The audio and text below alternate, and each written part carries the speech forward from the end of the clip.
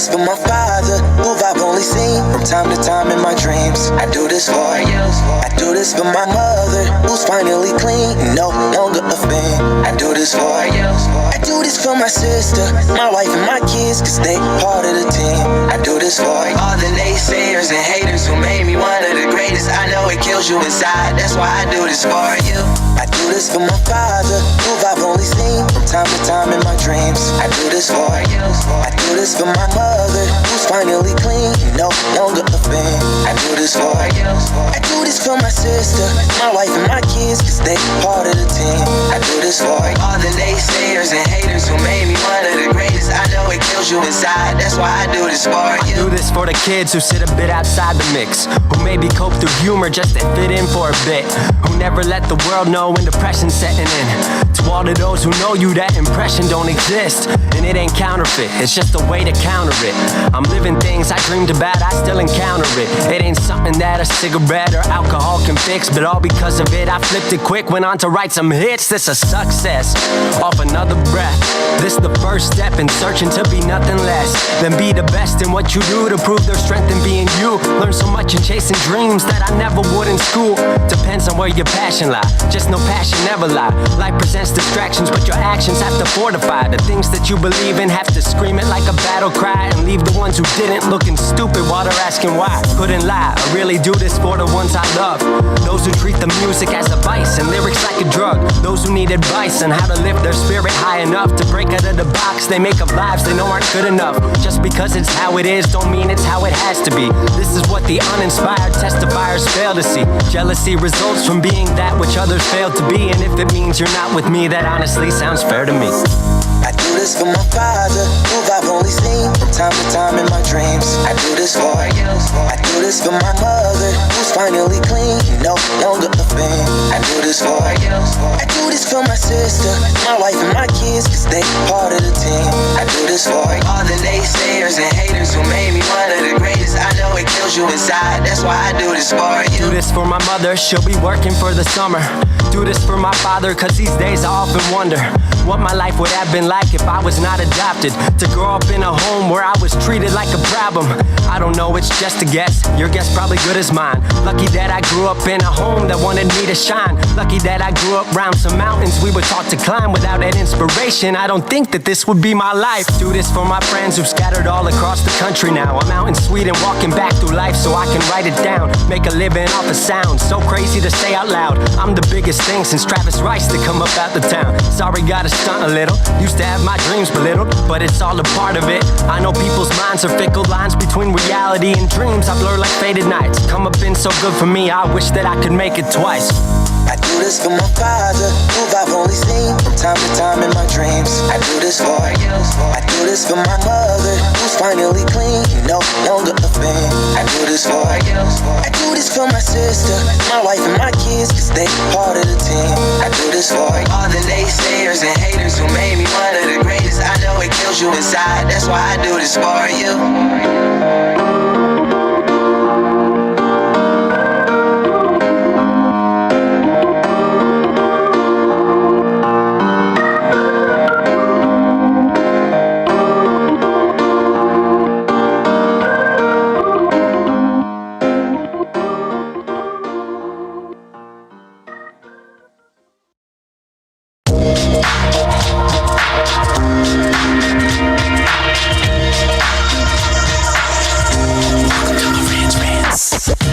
Welcome to Marantz Rantz, no advice on finance. Spin the wheel and take a chance. Get an NFT and a little education. The system got undertold, that knowledge is flotation. You wanna learn? Well, you came to the right place. You're pumping AMC, might get slapped in the face.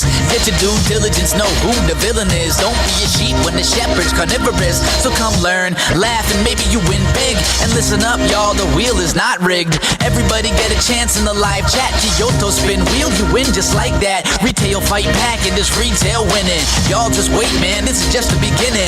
All fellow simians, GME group singing the truth. We just chillin', infinity pool swimming. So welcome to Marantz Rantz. A lot of knowledge but no advice on finance. Don't even need pants, you can tune in naked like Henny the Mayo Man. Internet's most hated. Don't wanna lose your money, then it's time for you to listen. If you're ignorant, invest in AMC or superstition. The stream about ready, they told us to don't dance. I do what I want. Welcome to Marantz Rantz. Welcome to Marantz Rantz. Welcome to Marantz Rantz. Welcome to Marantz Rantz. Welcome to Marantz Rantz. Welcome to Marantz Rantz. Welcome to Marantz Rantz. Welcome to Marantz Rantz. Welcome to Marantz Rantz. Welcome to Marantz Rantz. Welcome to Marantz Rantz. There she is. Amber says, I just love this song. I appreciate you guys. I really do. And I just love you guys. Welcome back. Welcome back to Marantz Rantz. Plenty of good information, a little bit of motivation, whole lot of truth, no financial advice. You know, guys, I actually did absolutely nothing this morning. I woke up. I said, I'm going to go for a run. And if you follow me on TikTok, then you know I didn't make it on my run because I thought I saw a coyote. I was like, yo, because, you know, there's always these dead coyotes on the side of the road. I was like, yo, that's a coyote over there. And they were like, perched up, ears up, everything. I was like, yo, shit, I can't get any closer. And then I saw a whole bunch of movement in the bushes.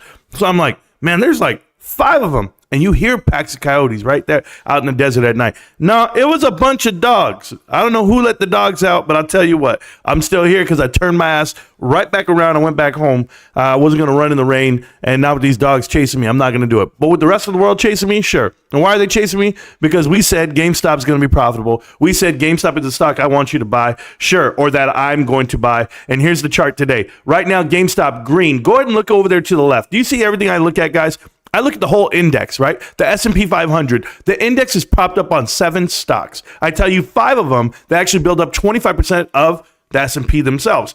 So what does it mean? Just top heavy. And then you're going to go and look at Miniso Group Holdings. Hey, that one that I was telling you about, that is green even now. And yes, I did sell my position this morning. And it's not that I didn't believe in it. It just made sense to me because once I see GameStop hit down to $15, I'm going right back in it. I'm diving in it. And here's why. GameStop should never be $16. The fact that it's worth $4 cash, and this is going to be shareholder equity divided by the float, and you're looking at $4 cash. They call that book value. Now, when you take your book value for GameStop, just equity position alone, and for it to be 25% of the price of the stock, there's not another blue chip you're looking at that is held up off of 25% equity per share. None. I don't care if it's Apple, Costco, Meta, Microsoft, you name it, it's not that great of a ratio. And what does that mean? It's a great buy. It's a great buy. That's what that tells me right now. So at $16, I'm all over it. And I can't just sit here and let GameStop go all the way down to the ground and not pick it up every day. We are in the 3rd day of this year. Listen, guys, clearly, I don't mind telling you this. And I already have 5 shares this year. Now, I told you I'm going to buy a share for every day. I bet you I beat the ratio. I bet you I do better than 365 because if you don't know how I do it, I just buy a lot. I just keep buying. It'll be a random day and I'll go, here's 4, here's 5, here's 5. It just keeps adding up. And a lot of you guys do the same thing. And then you'll see where you're at like in 10 years from now. You'll be like, hey, man, remember all that share accumulation I was doing when they were in the teens and now they're in 3 figures? And that's exactly what you're looking at. Now, Costco, I see Costco coming down from the 668 of the high and it's all the way down to 646. Now, is it really down, guys? I know it's down $4 today and people, whoa, they're losing some. No, they paid out a special dividend of $15 per share. But that ran the stock from $500 a share all the way to $660. They had a $160 run on Costco stock alone. There's nothing to worry about at Costco. But when you think about tech sector stocks, right? These blue chips, these ones that people are out in front of you, and I pay attention to Apple. I let Apple be my indicator of how I think the market's going to go because it is the number 1 company in the world. But Apple peaked out at 198 last year, and now it's already down to 184. Santa Claus rally gone? I know. Tech sector selling off? I know. Taking profits and showing your investors that you are making a profit. You have to have collateral somewhere, right? For GameStop, I'm a firm believer in this. And if you don't believe it, watch and learn about crypto. I talk about it, guys. Cryptocurrency took a dump this morning. And I'm not talking about what you do when you wake up. I'm talking about it actually came falling down to the ground because Bitcoin gets popped up all the time. And when Bitcoin gets pushed up, it offsets what GameStop's about to do. And you guys think I'm crazy? It's unregulated. You don't have to show what your collateral is, let alone you don't have to report what you are short on GameStop as well. But if you think it's only 60 million shares, that's fine. I'll take the 60 million short and I'll let you know exactly what it's worth because the company's profitable. The company has 0 corporate debt and it has no strings attached. It's operating on cash, guys. Somebody just asked a question right now in the chat. It says, Marantz, what is FCF, right? Marantz, what do you think GameStop's FCF will be next quarter? I think it's going to be around $200 to $300 million for the quarter. And that's free cash flow, guys, for those of you guys that don't know. Yes, you can pay bills at certain quarters like we do for GameStop. We front load our bills. Our liabilities are taken care of. We are operationally in the plus. We don't have a cash burn. So the old school way of thinking about GameStop, the narrative was, oh, GameStop's just a cash burn business. It's in 10 years from now, it won't be around. It's all digital. Physical media is gone. And I'm sitting there, I'm like, no. Not everything has to go away. Have you ever seen like a restaurant that never goes away? And you're like, well, how are they still in business? Because eventually the product becomes too expensive or they can't meet the margins and you can't compete with McDonald's. You can't compete with Wendy's. Well, a mom and pop fast food place that's been making burgers and tacos and everything, they can still exist. They really can, because if you learn how to operate at this bottom level, you do well at the top level. I'm just telling you, GameStop increased their footprint too much back in the 2000s. They oversaturated the market. You thought it was like a Subway. It was on every damn corner at GameStop. They didn't have to, but that's how private equity operates. Private equity extends the debt. They over leverage. And then once you do that, because they do it with your money, the public's money. If you don't know what I mean, go look at AMC right now. I'm going to give you this example. AMC was privately owned for a lot of years. Okay, guys? A lot of years privately owned. And what I mean by privately owned, it wasn't a publicly traded company. And the minute Apollo got in it and found out what they could do with the funds, they teamed up with Magic Johnson Theaters, Lowe Theaters, Cineplex movie theaters. They started buying out mom and pop movie theaters to become what you now see, the largest movie theater company in the world. Now, does it mean that they are successful? No, not at all. All it was showing you was they managed to suck out every ounce, every dollar out of it. And they made it go public in 2013, 2014, 2015. And that window of time when they went public, they set it up to take your money. Now that I know what I know, listen, I'm not a genius, guys. I'm self-taught. I come out and people are like all the time, like, how do you learn all this stuff? Well, just like everyone else. If you don't think the guys at Wharton Business School or at Harvard Business School or wherever they went to school, if you don't think they read a book and or did some homework and research and retained it, yeah, I had MySpace, guys. I had MySpace, and I used to take a little quiz, and I would put on there, it would say, here's your IQ test, and it would say, you're a regional genius, 146 IQ score, and I'd be like this to my friends, oh yeah, post yours. Let me see how high you are, and guess what? They get like a 120. I'd be like, post that shit. They're like, I can't, man, I'm not. Yeah, there's some smart guys out here walking around, and we don't have to have college degrees. We have a lot of common sense. That's the first thing. But do I retain things more than most? Yeah. And I learned this a long time ago that I can memorize things and see and recall things. The recall's there. So it's no different. No different. When I find out what private equity is doing and why they do it and how they do it, and I start putting it together, I'm like, wait a minute, connect the dots. Look at this. Look at what they did. They planted this person. They did this. It's like so recognizable. And then people want to say, nah, you're crazy, man. Conspiracy theory. Okay. Well, how about this? I'll call out every investment you make and I'll tell you what happens to it before it happens. Because in the 3 years I've been making YouTube videos, I'm 100% correct on every single stock that I've picked out. Every single one. That is not a coincidence. Guys, I'm not sitting here bragging to you about it. Because I could have been a millionaire 10 times over if I short every single company I talk about. Every single company I talk about in the negative, say, hey, that's a terrible investment. I could short it, right? I could buy some puts. I could do anything I can on the other side of the trade, and I don't. People ask me all the time, Marantz, why don't you? Why don't you make money off the negative side? I said, because you know what you're doing when you do that? You're hurting the other side. Now I'm going to make a profit off of other people's demise. The fact that you guys are getting gutted and robbed, I'm going to make a profit off of that? Nah, that's not me. That's not the way I was built. That's not the way I was raised. I have so much integrity, they can't buy me. You want to talk about YouTube and partnering up and doing shows with people? They've tried. And what do? Hey, man, let's do this. Let's talk about this. I'm going, what? Get your shit out of here. I'm not talking about that investment. What, Bed Bath & Beyond? Come on, man. You don't remember PP Seeds coming into the show, guys? I'm going, hey, Marantz, I just want to say it, man. I know that we go at each other a lot, but it's cool. It's calm. I just want to go ahead and tell you, you can come back anytime. Come back anytime. You're very respectful. I want you on the show. You put out some great info. You have all, yeah, okay. What happens the next day? Fuck you, buddy. I don't want you around me. And leave it to the professionals. Hey, professionals just cost everybody millions of dollars. I'm the only one in America that was making videos telling you it's not worth a damn thing and that it's going bankrupt, and it's happening now. Dilution is happening. They don't want to recover. I know what private equity is doing because I read the damn manual. I don't know how it happened. I don't want to say God spoke to me, but I'll tell you what. I didn't know this lawyer was going to come in front of me and tell me everything in the way it happens. I didn't know he was going to recommend me the book, The Caesar's Palace Coup, and I actually read it. I didn't know I was going to be able to watch the movie, The Barbarians at the Gate, and understand it. There's a lot of things about private equity I did not know before I actually woke up and started making videos. But I'm wide awake. My eyes are open, babe. And when I saw Mullen Automotive, I said, oh, hell no. I knew exactly what it was.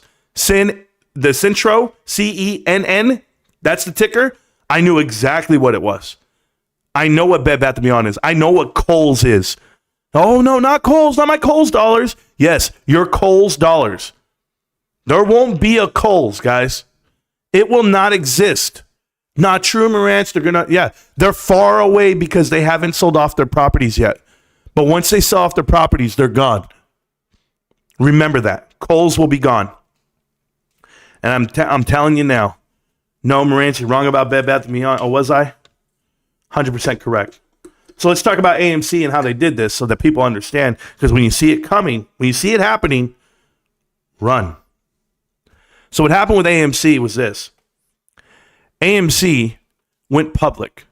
And when they went public, Adam Aron, the new appointed CEO, the plant himself, I'm not sugarcoating it. I'm not walking away from it. Adam Aron went and bought dead movie theaters from Carmike movie theaters and Oda movie theaters overseas. He spent over $2 billion, north of $4 billion worth of debt. They racked it up. They maxed out the credit card because they don't have to put in their own money. Nobody does. They literally get to sit back, collect fees, they collect salaries and bonuses. And everyone gets paid. Everyone in an executive position or on the board of directors gets paid. People are ready to cash out. And they did. After they maxed out everything. Did you see the video I did on how they actually paid themselves in tranches? Because that was a pump and dump. It was a setup pump and dump. They put out their benchmark as in to say they were taking a pay cut. They go, oh, we're going to take a pay cut, guys. We're going to take shares instead of cash for pay. This is AMC's executives in 2019, the fourth quarter of 2019. Pay attention, America. Sean Goodman was just hired in December. That time frame, that month, he was just hired. Sean Goodman, the hired gun for private equity, comes in and he goes, hey, I got this great incentive plan we're going to pay out. Everyone's going to get paid on these tranches of stock prices that will never hit. $32 a share, $24 a share, $16 a share. Why? Because the stock was down at $3 and $5 a share. But they knew what that was about to happen. Because 2019, they already started shutting down movie theaters, started cutting costs. They saw that their expenses and the interest on the debt alone, this is why they'll never be profitable. The interest on the debt alone is too heavy. The covenants are too heavy. The pandemic happening was an act of God, essentially. And or all the markets needed that, right? You knew it was going to crash. So we have to go print out $6 trillion to keep this economy afloat. Or else we would have been down and out even then. But now that they've burned off and they siphoned off enough of this gas, this $6 trillion, AMC's right back to where they were before. Even worse. Dilution announced yesterday, January 3rd. AMC movie theaters diluted additional amounts of money. Up to $25 million, $22 million worth of shares. We're talking about millions and millions and millions to pay off billions. It'll never happen. As I've told you in the past, guys, the difference between $50 million and $1 billion is $1 billion. You'll never get it.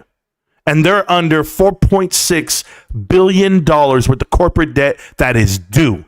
$3 billion that is due within the next 2 years. And you tell me Sean Goodman's going to be there? They pumped and dumped their own company on people, on the public. Because everyone getting their hands in that jar, Antura, Apollo's still there, JP Morgan's still there. All of these banks, what did they do? Now that the cupboard's dry, okay? You go in, there's nothing there. The fridge is empty. There's nothing at AMC. They make $0, guys. We know this. What did they make? $20 million over the last 2 quarters? In 6 months, they made $20 million, record-breaking months. Barbie, Oppenheimer, Beyonce. They've made all this money at the movie theaters over the last 6 months. $20 million net profit. They have paid 0 debt. Operationally, they have paid 0. Do you know how they paid their debt? The little payments that they did make. They offered their company. They used leverage. They leveraged their debt with the company, the equity itself. You're crazy. Shareholders, wake up. Shareholders, why would you ever buy a company? Because YouTubers and TikTokers told you it's going to the moon, right? That's why you're buying it. Not the fact that you checked out the balance sheet and saw Adam Aaron dilute 50x. Guys, I'm talking about 50 times. You go, okay, I'm going to increase my float 100%. Think about this for a second. I'm going to increase my float 100%. You're going to increase the float 100%. Oh my goodness.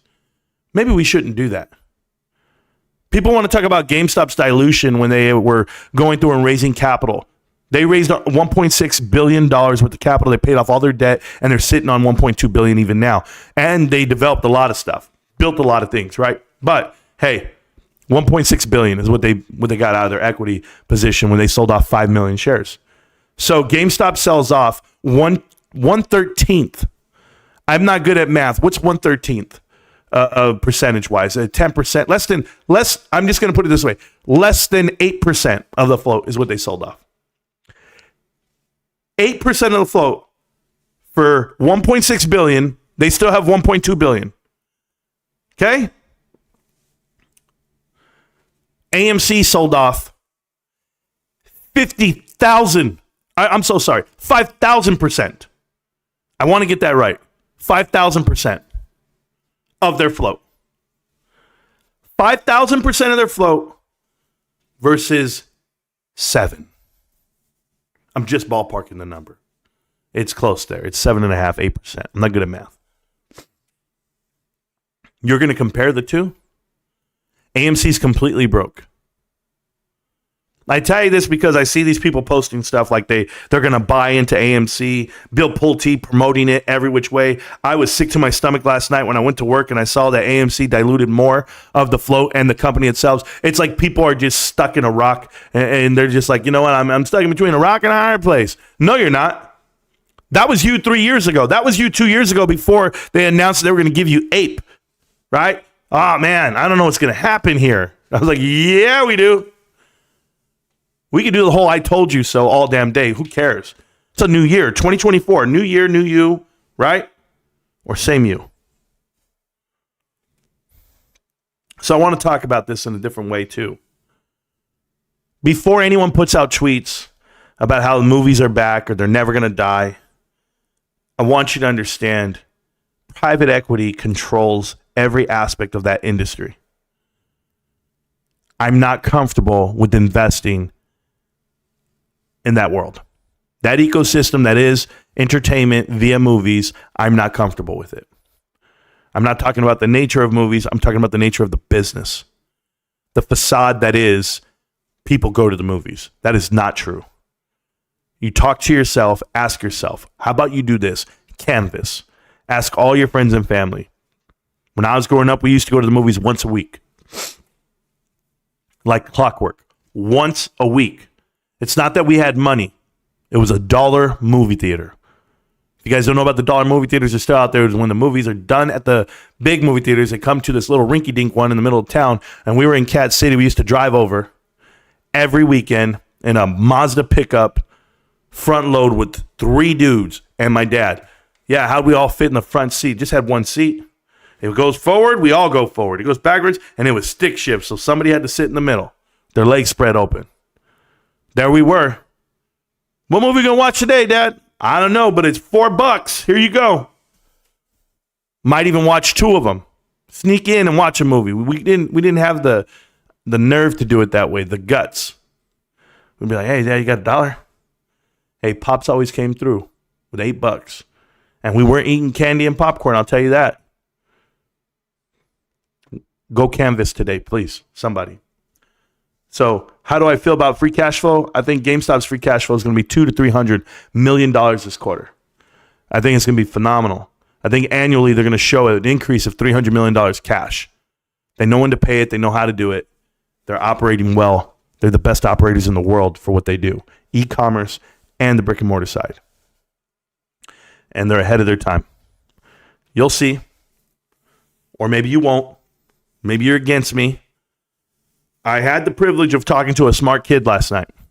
I'm going to tell you guys about my night last night. So last night, it's about midnight, talking to this kid. He's a mathematics major guy, right? Is a degree in mathematics. I don't know.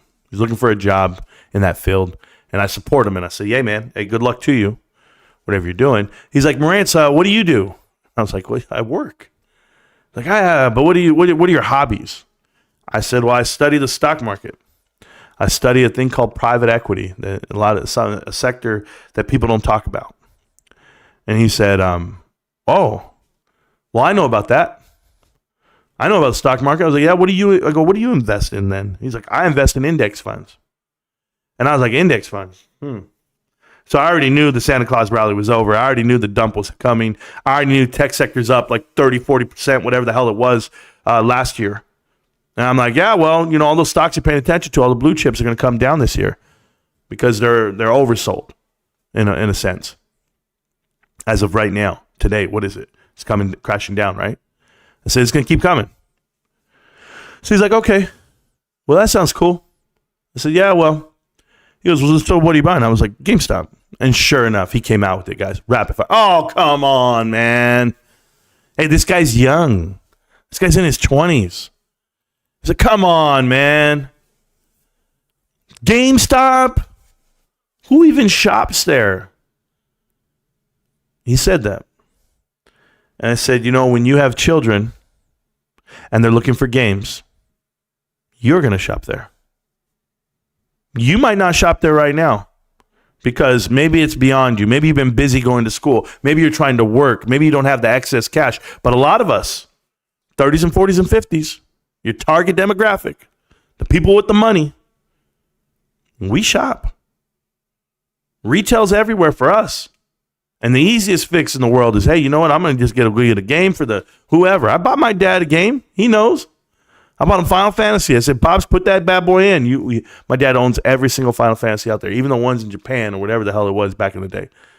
I didn't know that Final Fantasy 7 was coming because I guess 5 and 6 existed and 4. I had no idea what they were, but my brother told me all about it. I was like, oh, there you go. Anyway, back to the story. Kid says, hey, man, they don't do anything. Can you tell me? He says, Marantz, can you tell me about GameStop in a couple of quick quotes, whatever it may be? What's going on with GameStop?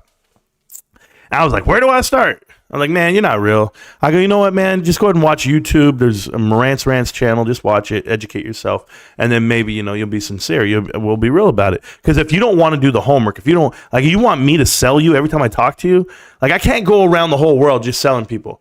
It doesn't work that way for me. Because I could tell you GameStop's amazing. I go like this: it's going to be GameStop. It's Ryan Cohen. It's the future. It's this. It's that. And right after the conversation, you can go buy GameStop, and you're going to buy it. And then 2 months later, you're going to sell it. And you're like, I didn't do shit. You're wrong. And I'm just like, bro, we've been here for 3 years. 3 years. And you think it phases me? Not one bit. I'll tell you why. Because when people say you need to look at Ryan Cohen and his tweets, and you need to try to dissect them, like Da Vinci Code style, right? And I'm just like, oh, okay. I remember a couple of tweets he made. And I'm not talking about the ice cream cones and frogs. I'm not talking about any of that. I'm not talking about a 60s pillow fight either. Ryan Cohen flat out said, you need to work. You need to work hard. That's all he wants around him. And he also said, buckle in. And he said, brick by brick. And I'm out here and I'm telling you guys, yesterday we had 4 subscribers to this channel. 4. I did 2 hours of work for 4 subscribers. Brick by brick. I'm shooting it out. I'm making every video I can. I'm educating the masses. I'm going to show you exactly how it happened, why it happened. I even give you the backdrop, the story of how they tried to blow up on GameStop, how Jim Bell and George Sherman got paid these huge amounts of money just to walk away from the private equity that was sweeping in to just tear them apart. And Frank Hamlin wasn't going to be able to do it. None of them were going to be able to tear us apart. Wasn't going to happen. Because Ryan walked in. You walked in. When I read those tweets, buckle in. I'm buckled in, babe. Forever. Because if one day is better than the next day, and we keep going in this direction of better, better, better, we've had 0 setbacks. The partnerships that failed, all that nonsense, that doesn't matter to me. These headlines that people want to push out in front of me, those don't matter to me. Oh, stock analysis say GameStop has a $6 price target. Now there's a new one coming out that says GameStop's price target is $9 to $10 a share. I said, oh, so we've gone up from $6 to $9 to $10. This is awesome. We're already up 40% off of their prediction, and we all know it's wrong.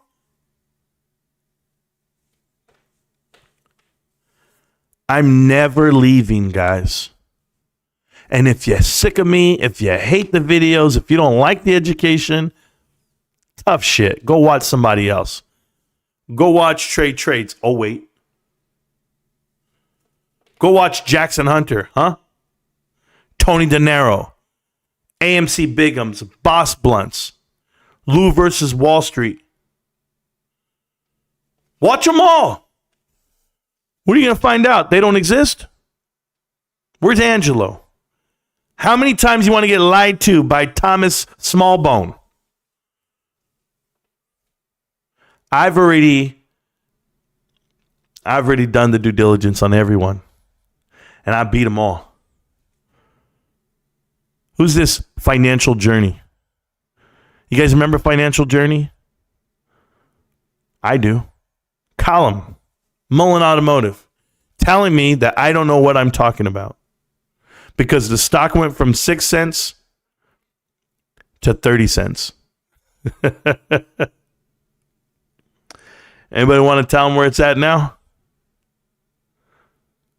225 reverse stock split. 225 to 1. I told Almo, my man, my right-hand man, Almo, moderator for the channel, my 3rd or 2nd moderator on this channel for the last X amount of years, says, Marantz, what about this gambling website, something sports? And I said, man, I would get out of that thing faster than you bought it. My man had 20,000 shares of that company. They did a 400 to 1 reverse stock split when the stock was at a penny. What the hell are we doing? That's why I tell you, GameStop, guys. It's undefeated.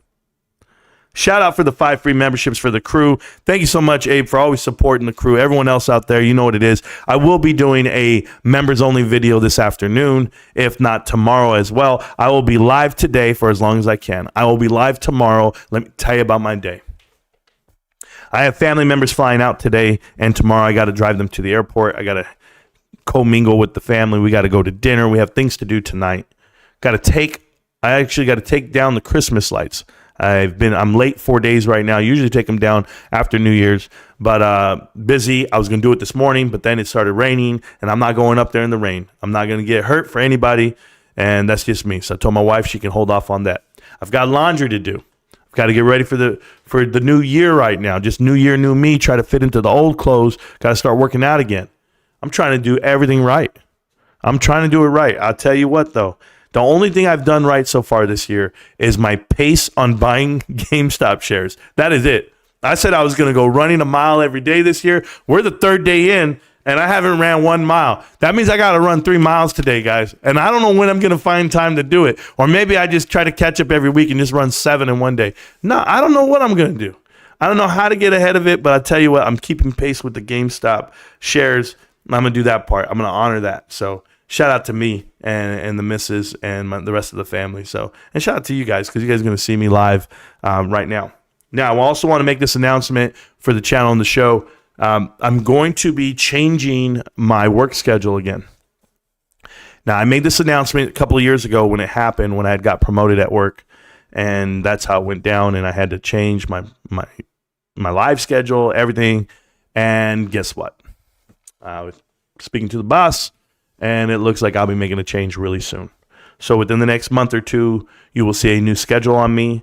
You guys won't see me as often, maybe. There's a new role for me, which is always a great thing because you guys know I'm trying to get my own store one day in my life if I want to go that route. My wife and I had that conversation because more than likely I'd have to move, and she doesn't want to move. And that's another thing about making it in the world. My wife doesn't want to do those things. And it's not against her. It's a joint decision. What we do for a living and where we work and eat and sleep and live, it's all a joint decision. I'll never just go in there and be like, yeah, mama, guess what? I'm taking this and I don't care. It just does not work that way. 17 years of marriage, and I've always done it right. And that's the plan. And there's only been one time where I tried to take it into my own hands and it didn't work out for me. So, yeah, I will consult. But just to let you guys know, you're my family, and I'm going to keep you close, and I'm going to let you know what's going on because I've always been on the up and up with everyone here. Thank you guys so much for watching the show so far. I'm going to go through and answer all these questions you guys might have and or react to comments, whatever you guys want to say. But thank you so much for liking the channel and coming on through. And yes, you're all here. It says, hi, Marantz. How healthy is GameStop's ROIC? Now, that stands for return on investment, right? Capital, return on investment capital. I believe that's what it stands for, if I'm not mistaken. So, or return on invested capital, I believe. So what does that mean? So that means that you, and thank you so much for following the channel there, Joel. Thank you for becoming a member of our channel and the crew. Appreciate you. So what does it mean? It means, Marantz, how healthy is GameStop's return on investment in capital? I'll tell you what it means. How strong is it? Well, GameStop has $1.2 billion worth of cash and equities mixed. Right now, the return on investment is around from 5 to 10 to 15% in that range, only because actually, I think it's like 5, if I'm not mistaken. But they have $300 million worth of marketable securities, and the interest alone is offsetting operational losses, meaning they're smart. They're smart with their money. They have not tied up all their cash, but they could at any time. Like if they wanted to be risky with it, they could tie up more cash, right? And I would think the fourth quarter right now, with the way it's going to come out, they're going to have about $200 to $300 million left over cash. That's where you could just tie it up if you wanted to. When I think about the gross profit, the actual gross profit margins that GameStop has, they increased 500 basis points, right? So they went all the way up. SG&A alone was from 27% up to 32%, that range, like a decrease wise. They went, well, I'm so sorry, I said it the other way around. So they went from 32% of their gross profit, they've shrunk it down to 27%. So now that you're operating with 27% of gross profit, you're going to find out that the margins that they're selling off, right, the cost of goods, the COGS themselves, that cost of revenue actually came down as well. And, you know, like the idiot Tony De Niro was saying, it's because of cuts on payroll. He had no idea what the hell he was talking about. I was like, you're an idiot. You don't even know what that means. So it's the products themselves. It's those streamlining. When you can streamline the product to you, and I would tell you final delivery, that helps out big because logistically, you don't know what they pay. You don't know what they're paying in freight. You don't know what they're paying in storage. You don't know what they're doing. You don't know any of these margins because you're just operating based off of the lines that they give you. But what I'm telling you is it appears GameStop, Ryan Cohen and the crew, they've tapped into something that they used to do at Chewy. And to expand beyond that and to understand the demos, the flow, all of that, they'll expand on a different front. Because here's what I feel, okay, guys? And you guys can quote me on this, and you guys can figure this out. This is what GameStop's going to do from a business standpoint. they're not going to open up more stores. Okay. They shrunk their footprint down to what's the necessity for the web that is over America, right? Their focus is the domestic dollar, not the international dollar. We know this by them closing down multiple stores in Ireland. The conversion rates alone favor the US dollar, not the euro and not the pound. So GameStop's better to do business here in America. And I know they have a front in Australia, and that's clearly operational, and it makes value. It makes some type of value. But here's the trick, okay, guys? Follow me here. You guys want to be Retail 101? Retail 101. You do not increase your storefronts, all right? What you're going to do based off of recognition, name recognition, brand loyalty, and the products themselves, and being the hub that it is, people are still going to go to the stores that you have, your existing stores. You're not going to lose the foot traffic. But what you can do is you can increase that layered growth of e-commerce. And as e-commerce traffic continues to happen, because your shopper, us, we are technology savvy, right? We know how to do it. We know how to use a phone. We know how to use a computer. We know how to order online. But as people get older, right, these kids that have the money now, they're going to keep ordering online. They're going to figure that out. So that layered growth is going to happen over the next generation, over the next 10 to 20 years. And the baby boomers will end up falling off because, unfortunately, everyone has their time. So you don't increase stores. What you increase is fulfillment centers. You actually increase fulfillment centers for better navigation between America, i.e., the freight itself costs less. So what you can see, GameStop can have an impact on the storefront side and the cost of goods side, the logistics side, if they were to open up more fulfillment centers. And the only way you can warrant a fulfillment center outside of the two they have, one in York, Pennsylvania for the East Coast, one in Reno, Nevada for the left coast, the West Coast, and then of course they have Texas where the hub is. They closed down Kentucky because maybe those leases that were reoccurring wasn't the right time to expand. But you'll see what happens with interest rates coming up within the next 2 to 3 years. With the election coming, interest rates are going to come down. With inflation being tackled like the way it is, it's going to come crumbling down. Now, I'm not paying attention to California and their $20 minimum wage for fast food workers. That's not going to be part of my thing. What I will tell you is this: GameStop doesn't have to pay that overhead because they're not in the fast food industry. They're in the retail industry. So entry-level retail probably starts out around $16 because federally, I believe that's the minimum wage right now in 2024. So that being said, the cuts, the timing of the stores being open, I feel that they will renegotiate and they will find a way to put out more fulfillment centers within America over the next 10 years. So I can see GameStop opening 5 fulfillment centers, 7, in that range, depending on the traffic they get. But that's how they will be expanding. And the expansion, this is what people don't understand, is that they used to only have 1 fulfillment center and the headquarters. They now have 3. So I'm just telling you guys, when people say GameStop's not growing and or they're not a growth company and they're closing stores, they cut their way to profitability, they don't understand how they actually spent that money. To have fulfillment centers, to have inventory, to understand the margins, you become a better operator. So I think that's what they could do. I think that's what they will do. But don't let me run this company for you. I'm just letting you know what I'm looking for. And let me check if there's any questions over here on TikTok. I have to forget about Rich now. I just have to go to work. Oh, okay. You have to forget about getting rich? I'm sorry, Jacob. We never forget. All right? My Rico knows. Yes, I'm Rico knows. Your friends don't know, but Rico knows. Feel free to subscribe to Marantz Rantz. Just Rico knows that Marantz is the better twin. There we go. I do this for my grandmother, who is finally clean. You do this for your grandma, your great grandma, who's finally clean. Thanks, bro. White Rabbit, shout out to you, White Rabbit. Keep hitting it. I know you're on some other platforms. Hit the like button, guys. Thank you so much on your way in. Thank you for hitting the like button. I really appreciate it, guys. But that's what I see right now coming for GameStop is going to be those fulfillment centers getting expanded. That's how I see it. I think that would be better fit for e-commerce, and it would actually help out on all fronts for traffic for the items themselves. Whatever I bought, 10 more shares today, so I'm happy. That's awesome, White Rabbit. I saw you shopping yesterday They were posting it and everything. So, wow, I'm getting so many messages right now. You guys don't know the messages I get. I'm in a chat channel with some cats, and they're posting stuff. So let's see what they posted. You never know.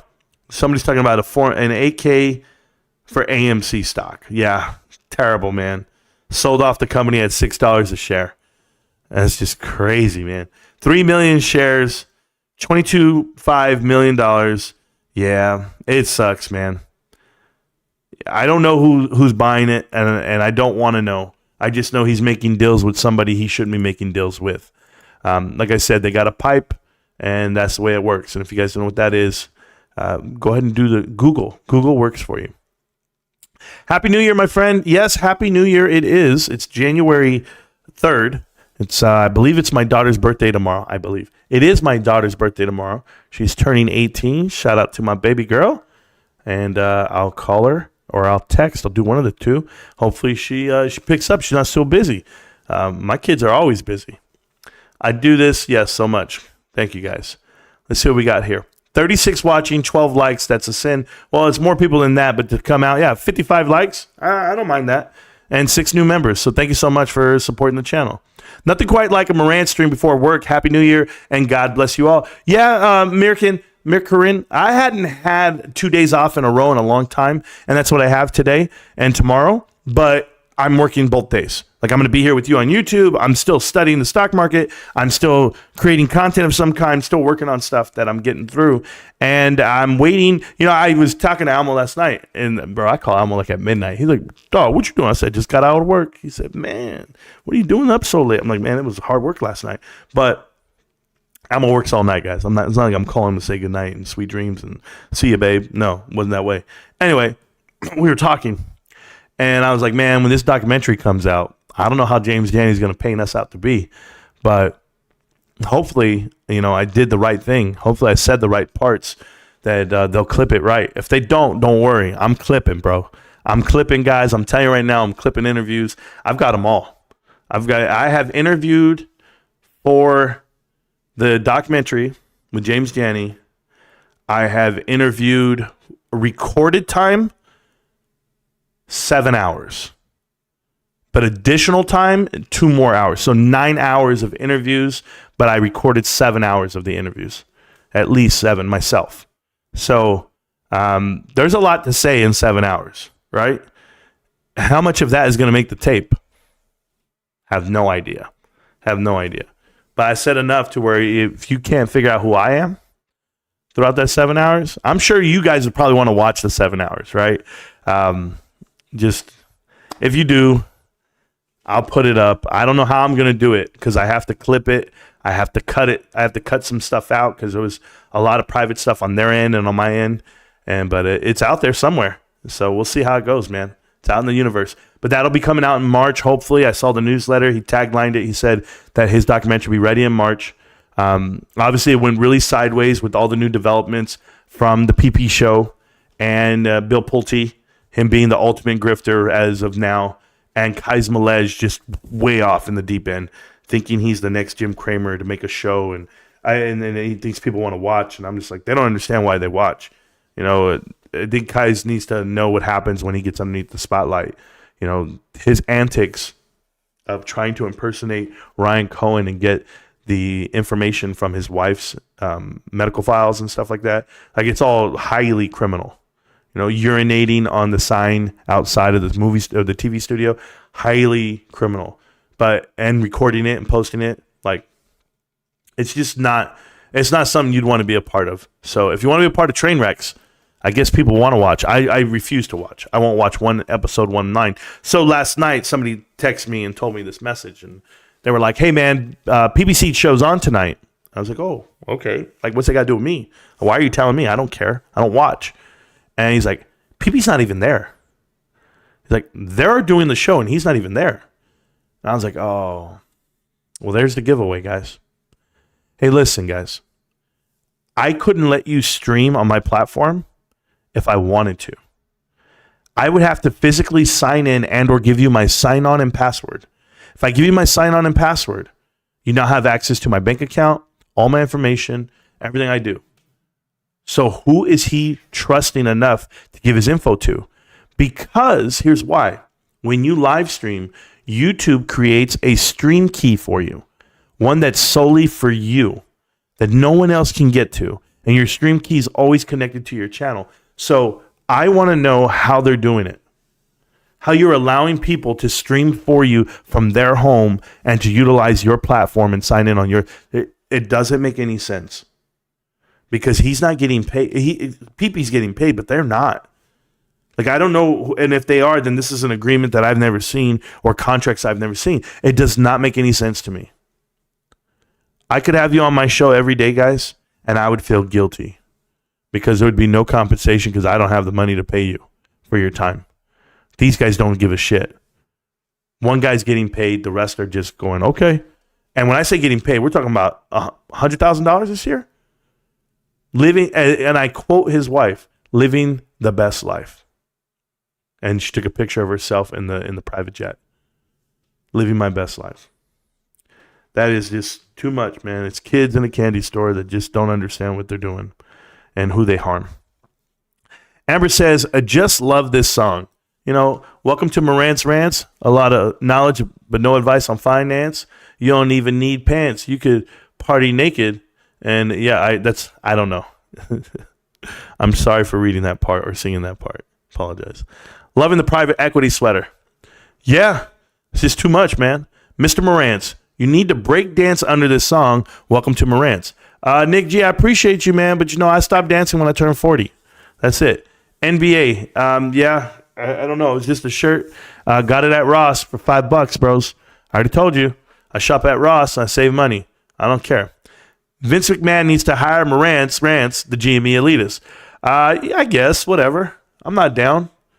I'm not down to hang out with Vince McMahon. You know, those guys hire the like Jake Paul and all those idiots. I'm not, guys. I go to work, man. You pay that ticket. I pay the ticket, Ravens. I have the website now that I can make a payment online. So I did the payment online this morning. I'm down $50 already. But yeah, I paid the ticket. I haven't paid my gas bill this morning. I'm proud to say we used less gas than last year. I said that already, I think. But yeah, I got a cold up in the house. Yo, GME, baby. John Jar Binks, member for the channel, GME elitist, 15 months, John Jar Binks. 15 months been supporting this channel. If you guys don't know, to be a member of the channel, I think it costs like $3. I don't know. It's just, it helps support me and what I do. It gives me just enough to keep the party going. But that's it. I guess I don't need to pay that way, but it's part of YouTube promoting the platform. The more members I have, the more they push me out. The more subscribers I have, the more they push me out. The more likes I have, the more they push me out. There's just a whole metric system there. So I really appreciate the support, though. But I promise you I give it back tenfold. I sent Amber 2 packages. I sent our boy Josh Brown and his wife some packages. I sent them out the T-shirts for the channel. Amber blessed us with pictures all over New York with the Marantz Rantz channel. She went to the Solo building, was standing out front of it, took a picture, posted it. I thank you guys. You guys are awesome. And thanks. That's all I can say. Alex Shans, who got it all clipped out, he put a toilet there. I guess he wants to go to the bathroom. That's about it. Why do you listen to this guy? He works for Citadel. Alex Shans, if I work for Citadel, that'd be awesome, huh? Because I believe they're doing a KKR internship right now for the summer. It pays $100,000, $110,000, but you got to be a senior in college to do it. I was like, man, I'll apply for a summer job for $30,000 a month. I'll apply. I was willing to do it. I know a lot about private equity, right? I'll go in there and be like, Henry, how you doing? Been studying you since 1967. How you been? Yeah, you and your cousin and Jerome before he died. Yeah, what's going on? Like, see, these guys have no idea. Marantz has 51 shares now. You damn right I do. Alex, you lost your mind. Yeah, I mean, how could I work for Citadel? I don't even have time to work for Citadel. These guys, they don't pay enough. Yeah, GameStop already squealed. I don't even know what that means. Hi, Marantz, getting ready to buy more shares this upcoming paycheck. Alex, that's awesome. He's trying to get you to jump AMC and buy GameStop. GameStop's not going anywhere. You know what's crazy, Alex Shans? Back in the day, like 3 years ago, I would be making videos, right? And they'd be like, yo, Marantz, just say it already. Just say it already. They wanted me to say, sell AMC, buy GameStop. And I never would. I never have. But if I did, you'd be up like 90% from where you were. Because I don't care what you buy. I don't care what you get into. I want you to educate yourself. Do me a favor. Go study Alex Shans. Go study AMC without any money in your pocket. Just do that. Study the balance sheet. Understand the board of directors, where they come from, what's the history of the company, where it's headed and why. This is an easy read. This story makes sense. You're going through, it's going to be an easy read for you. Dr. Seuss status. This is not War and Peace. I'm telling you, how could you ever invest into something or someone when all they've ever told you is who they are? Adam Aron, with every deal he's ever made, every time it comes for equity, we need equity for this company. Who does he sell it to? He doesn't even offer it to the public. The public gets no shares. He offers it to private equity every time. Leverage over the decisions they make. You want to know how much leverage? How much did it cost Antura? Antura made a couple of $1 million and turned it into $1 billion off of AMC in the back of apes. That was orchestrated by one man, Himanshu Gulati. And you're going to tell me that I don't know what I'm talking about? You can't even sound off the bad guys' names. You don't even know what the hell is going on. But I'm telling you, AMC, the story is written. You can follow it from 2001, private equity, the deal with every movie theater that's gone unbelievable. And then you don't think they're all connected? You don't think Magic Johnson? I hate him, by the way. I don't like Magic Johnson. Oh, not a real Laker to me. It's Kobe all damn day. But this guy I'm a businessman, and then I found out he's just getting rich off of private equity, folks. It's the good old boys club. I don't support that shit. Guys, this is how real I am. And my wife can be watching the channel right now, and I'll tell you, private equity could walk in here and offer me $1 million to shut up, never make another video. Offer me $10 million to shut up, never make another video, and I wouldn't take it. Do you believe me? I wouldn't take it. All of these guys looking for paydays, saying it's time to get that bag, it's time to get paid, shut up, make the video that way. Those are those YouTubers that don't exist, right? Those are all the Meek Kevins of the world, Keenan Grace, everybody. Make a video the way they tell you to make it. I'm going to tell you guys right now, I'm not for sale. So when I've told you this, I've been approached with partnerships, I've been approached with bullshit, and I literally go, nah, I'm good. You don't think they know they can't buy me? Mute me, shadow ban me, do everything you can for now. I'm on the right side of history here. What we did with 10,000 investors here on the channel? 10,000. That's not a lot. Oh, you don't think so? You don't think it's enough to get educated?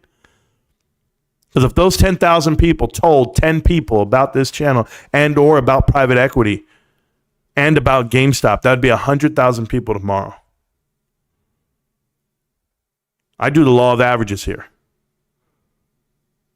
And what this tells me, AMC investors, private equity plants, is that I'm going to win because I will do this shit for free forever.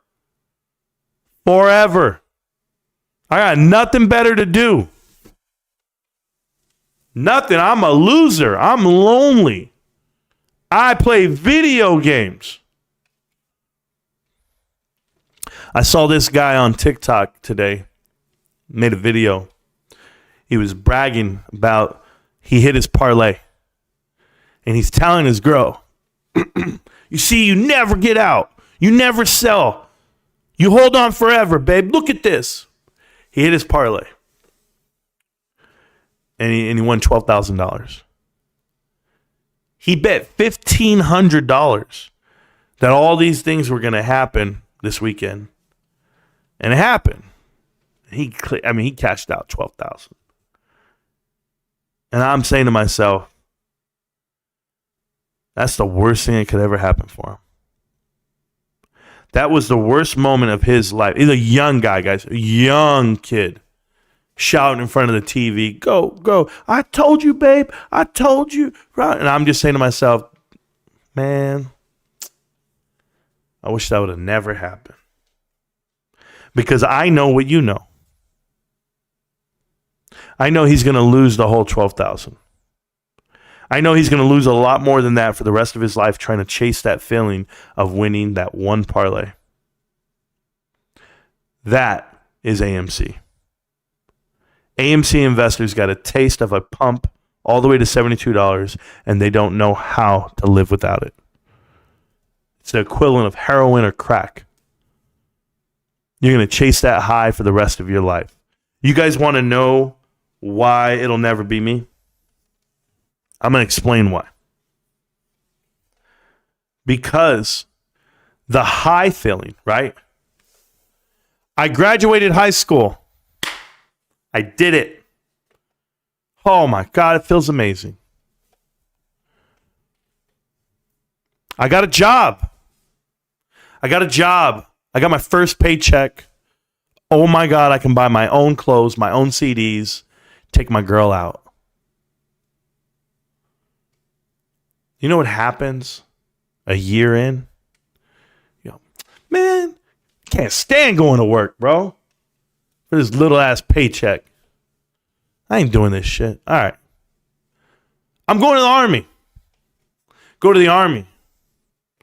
I feel amazing. Swear in. I will defend my country against all enemies, foreign and domestic. Yes. Man, I need to get promoted, bro. All right. I make sergeant. I make the warfighter team. I make sergeant under 2 years, time and grade. I'm Soldier of the Year, fiscal year 2003. Maycom Soldier of the Year. I'm feeling amazing. I say, shit.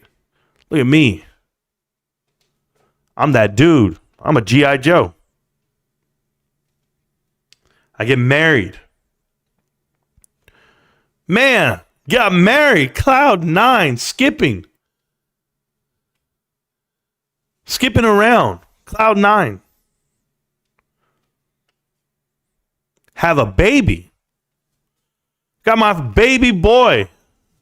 Shit, I got a mini-me. I get a divorce. I'm finally free.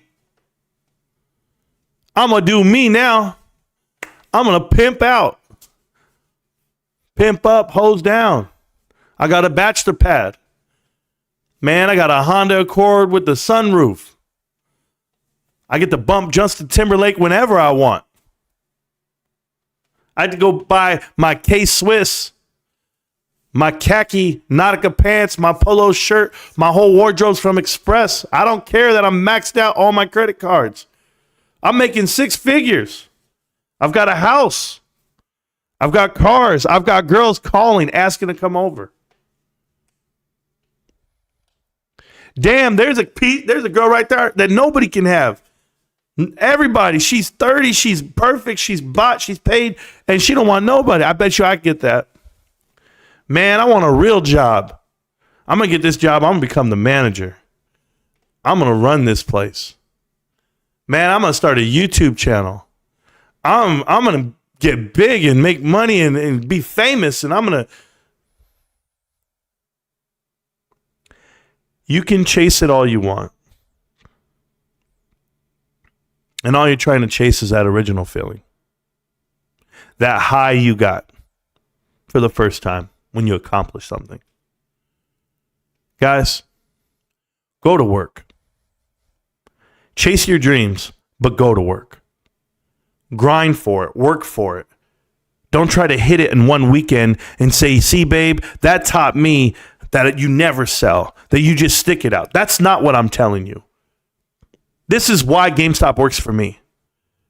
because I'm buying it every day.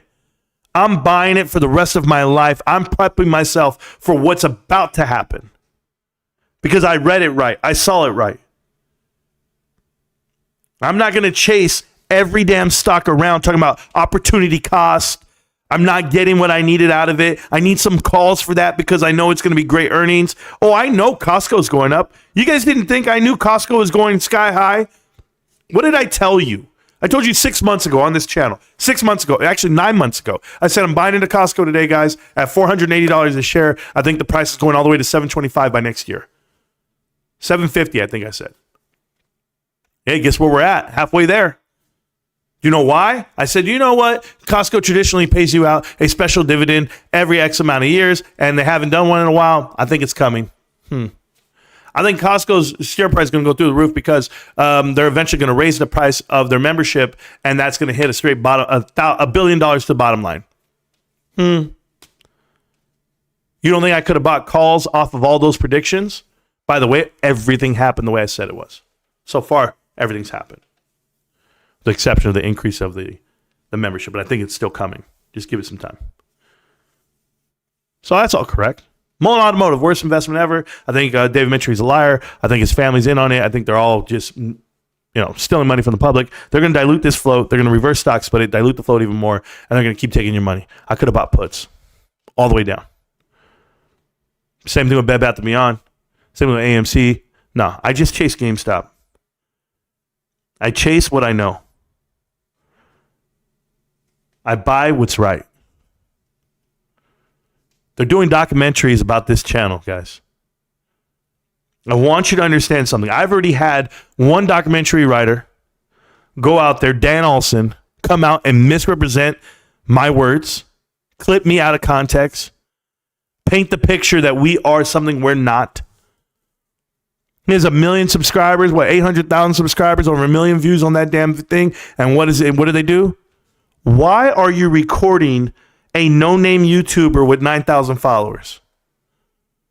Is it because I have influence? Is it because I have the story right? Is it because I'm pushing out the correct info and you want to, I guess, downgrade it?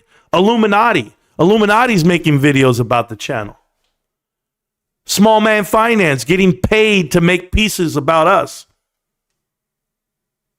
And now you have James Janney coming out and saying he wants to document what's happening with this movement. And they're focusing on what? On a little guy? I got 6,000 people on TikTok. I got 9,000 people on YouTube. I got nothing. Nobody. But I'm right. And you know I'm right. Tell you, I go to bed. I'm like, yeah, I'm good. I know what's up. I know I'm right. I know we're right. I know we've been doing this shit for 3 years, waking up every day, watching the market and laughing. You know how? Look what they did again. Look at GameStop. I go look at it today. It closed out, guys, right? It just closed out 7 minutes ago. Closed out 1 cent green. It went green. Bitcoin down $3,000 overnight. Apple down all the way from 198 to 184 over the course of these last 6 months. Still down, right? Santa Claus rally, gone. AMC down to $5.59, 55 cents a share, all the way down. Carvana down to $46, all the way down. The SPY all the way down to $468 from $472, $473, whatever the hell it was, all-time highs, coming down, even those $5 mean something. But GameStop, green today. GameStop was $11.81 last month, now $16.68. I know what I'm doing. You know what we're doing. So when someone comes in here and says he's trying to get you to jump from AMC to GameStop, no, I'm not. I'm doing nothing for you, AMC investors. This is not for you. I was told a long time ago by a creator, a content creator by the name of Terrible. Terrible had the biggest following on TikTok, or I'm sorry, on Twitter. And at the time, now she has like 200-something thousand followers on Twitter, right? But at the time, she was Terrible. the AMC investor from Fox News. She had been on Fox News. You ask yourself, how does Fox News get terrible on there? Trades and Matthew Kors. All the AMC pumpers. From every aspect of the investment world for, the social media front. Tara Bull goes, Marantz, it is not your responsibility. Watch this. How many people were here that day? She says, Marantz, it is not your responsibility to tell my 89,000 followers what to do with their investment. And I was like, you're right. It's not my responsibility. Isn't it yours? Isn't it yours to tell them that you're walking them to a cliff? This is right before they gave out APE units to you, AMC investors. Right before they said they're going to give you something for free. I said, no, they're not. They're taking from you. They're going to take it from you. They're taking your equity. They're splitting it in half. They're going to take it all. Guess what happened? In 4 months, they took every single dollar. That stock was at $27 the day BlackRock sold, 4 days before the conversion, and I told everybody, $27 BlackRock selling, you guys better know what the hell's coming. It's at 55 cents today, guys. The equivalent is 55 cents. From $27 to 55 cents. And I'm trying to get you to go from AMC to GameStop. How about you go do something about it? No, Marantz is a great entry point. Great entry point. Now that it's 55 cents, great entry point. Now we are dealing with people who want to talk about entry points for companies that are over-leveraged and done. You remember when they told me I could have bought Bed Bath & Beyond at 30 cents and 20 cents? Oh, man, you could buy it right now, Marantz. This is great investment. You don't know what's happening. 6th Street. Yep, Hudson. And I said, no, guys, it's going to get deleted. It's gone. It's over. They're going to delete your shares. They're going to take everything. You're going to get zero. Zero. Who was right?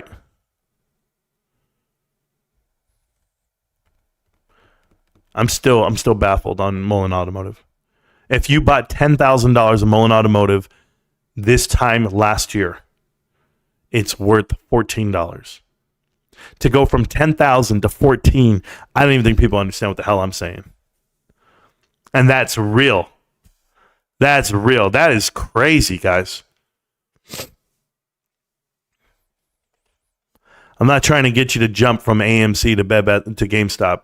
That's not what I'm trying to get you to do. If you're in AMC, you're an idiot. And you're going to lose every dollar you ever put in. I'm going to read this chat, guys. I know I have a lot of chat to catch up to, and I apologize, but I will get to it. One brother talks about college football. The other one talks about GameStop. You see, Drew, over there on TikTok, I'm going to tell you guys something, okay? I am not talking about GameStop. I hate it that people just paint the channel and go, oh, it's a GameStop channel. I feel that we've educated ourselves enough to know that it's about private equity, the markets, and the outcomes that will happen, the reaction to the action. That's it. So if you haven't figured out what this channel is about, then you should watch more. Watch Connect the Dots. There's 54 parts of Connect the Dots.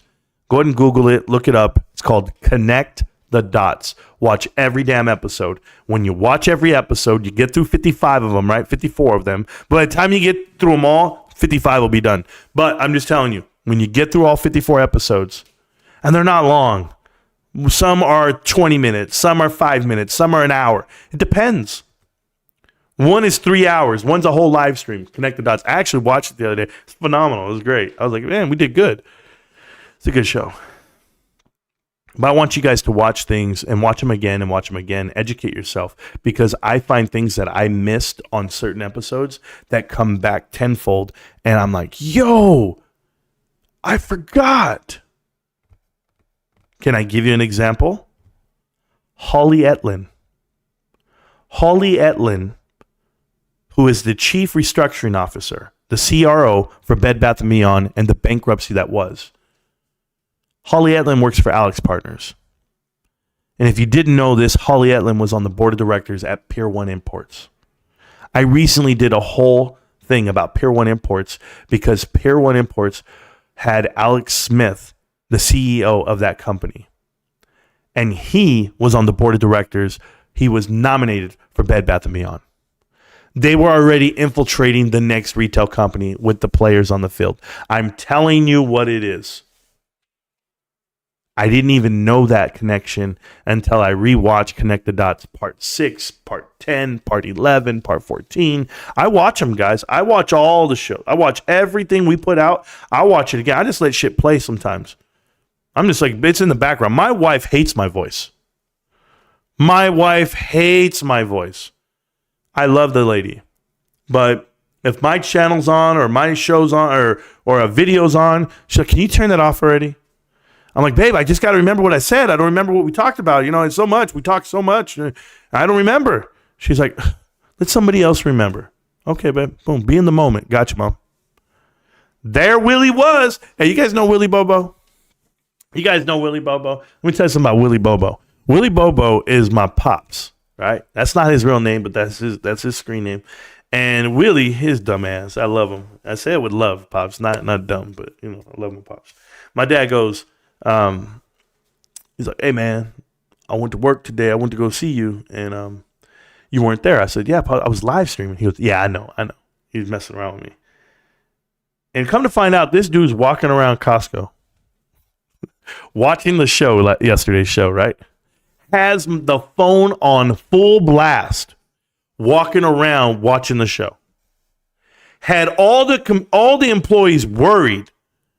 All these employees thought that I was there. They were hearing my voice. They were like, yo, where's Marantz? What, that's Marantz? Yeah. I said, man, Pops, you got these people walking scared, thinking I'm around the corner or something. He's like, man, it was funny. It was hilarious. And so when I get there, this girl, she's like, Marantz, come here. She's like, some guy was in here just watching your show out loud. And I was like, oh, God, don't do that, Pops. Because you know what I'd be saying on here? Anything I want.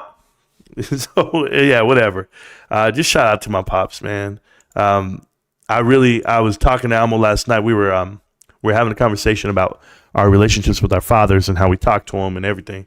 And you know, I'm so blessed that I get to spend that time with my dad like I did this summer, going hiking every damn weekend, every time. I'd like to do that this summer coming up again. It helps because my son doesn't go to school during the summer, so that's when I don't have to drive him to school, do all that.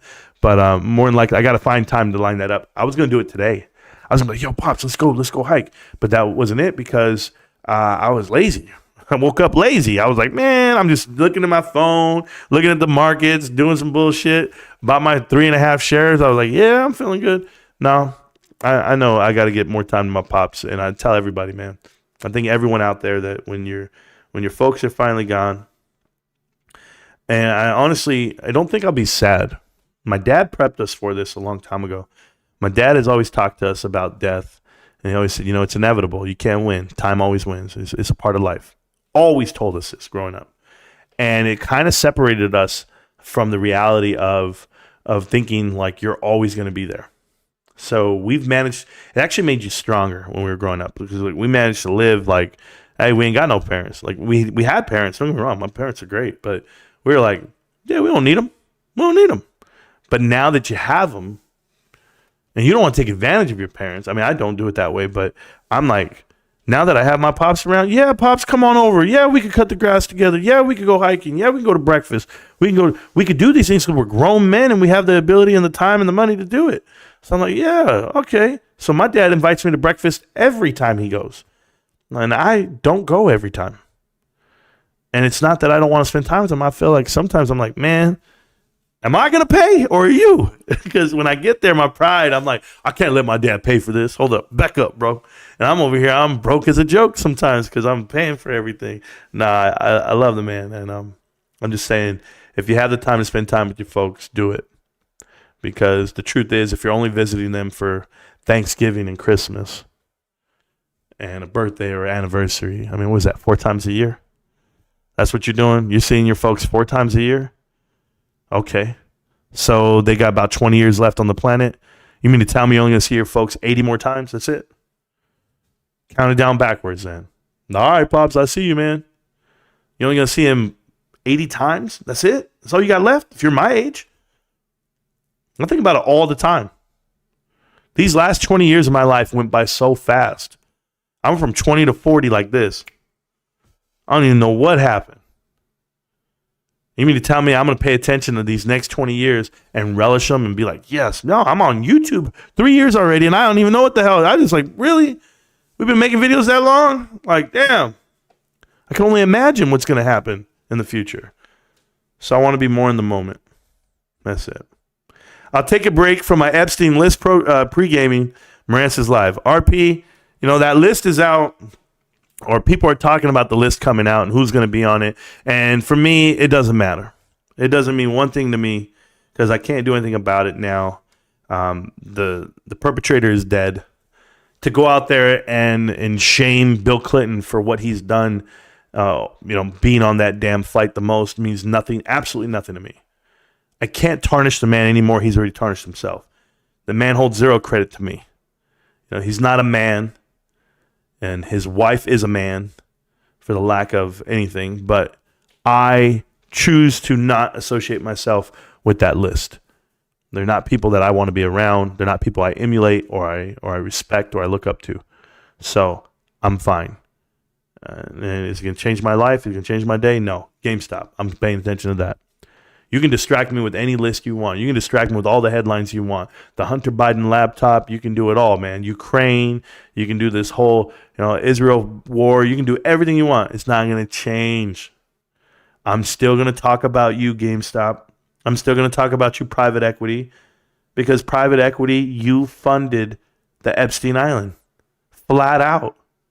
You, private equity, you created this monster because in the world that is the greater evil, for some reason, these rich people feel they need to hook up with kids. Go for it. Do whatever you think you can do. You got to answer for it. And when you get caught for it, that's one thing. But when you got to answer for it when you pass away, that's on you. What legacy are you leaving behind, Leon Black? Adam Aaron? Sexting ballerinas? You're getting caught in a blackmail scandal for sexting an underage girl. 3 months later, you're at a wedding for your son who's getting married to another private equity lawyer, like another private equity guy. That's what you guys are doing? Just sharing the filth? I feel a certain way about you, Adam Aaron. You got rich, and your kids did too. And the fact that your kids come from private equity tells them exactly who you are and what you are. Can I give you this example, Adam Aaron? You are worth $100 million. And you would invite your children to go work in the same industry that you snaked people out of their money. $100 million isn't enough, is it? Yet I'm sitting here telling you, if I had $10,000 in my pocket right now, it would change my life. It would change everything for my family. Because we would learn how to live off of that 10 grand. Not you. Not you, you greedy son of a bitch. Nope. You're still making tweets. Talking about you're still getting your salary. You want to talk about overpaid executives? How the hell does a company generate a profit of $28 million annually, yet the CEO gets paid $28 million? How is it a net zero from your salary versus what the company makes?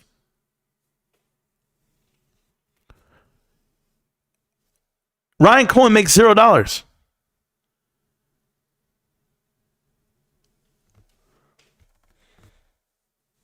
I get too heated, guys.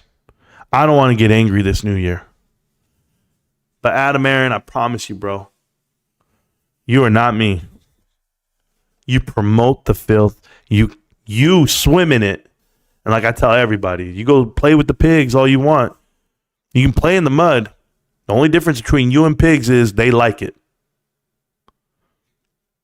What are your thoughts on XRP? 0, Ricky.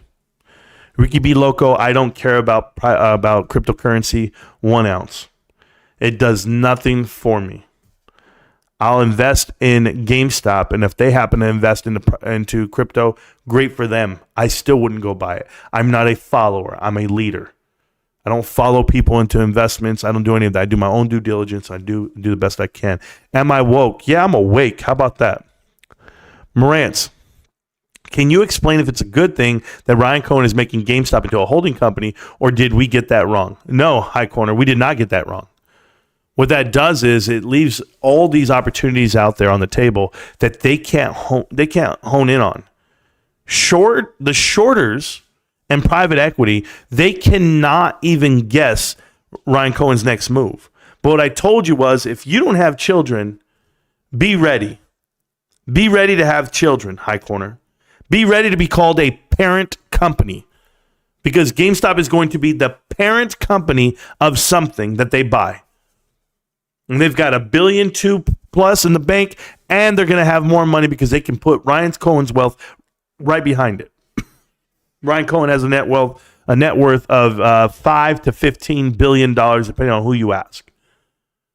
I'm telling you now, we got some issues out there. I got 99 problems, but cash ain't one. Hit me. We don't care, Marantz. We still buy and hold. Exactly, Diamond Hands. AMC. Wow, amazing. Serious question. Chad, thank you for a serious question. To everyone, including Marantz, what are your thoughts on the value of DRSing shares? Do you think that it offers value to those who do so, other than holding shares in street name? Okay. Chad, this has been debated on. We've talked about this. I've done numerous interviews on this, and you know my stance. If you don't know my stance, I'll tell you this. For all you individuals out there that want me to have one stance or the other, I don't.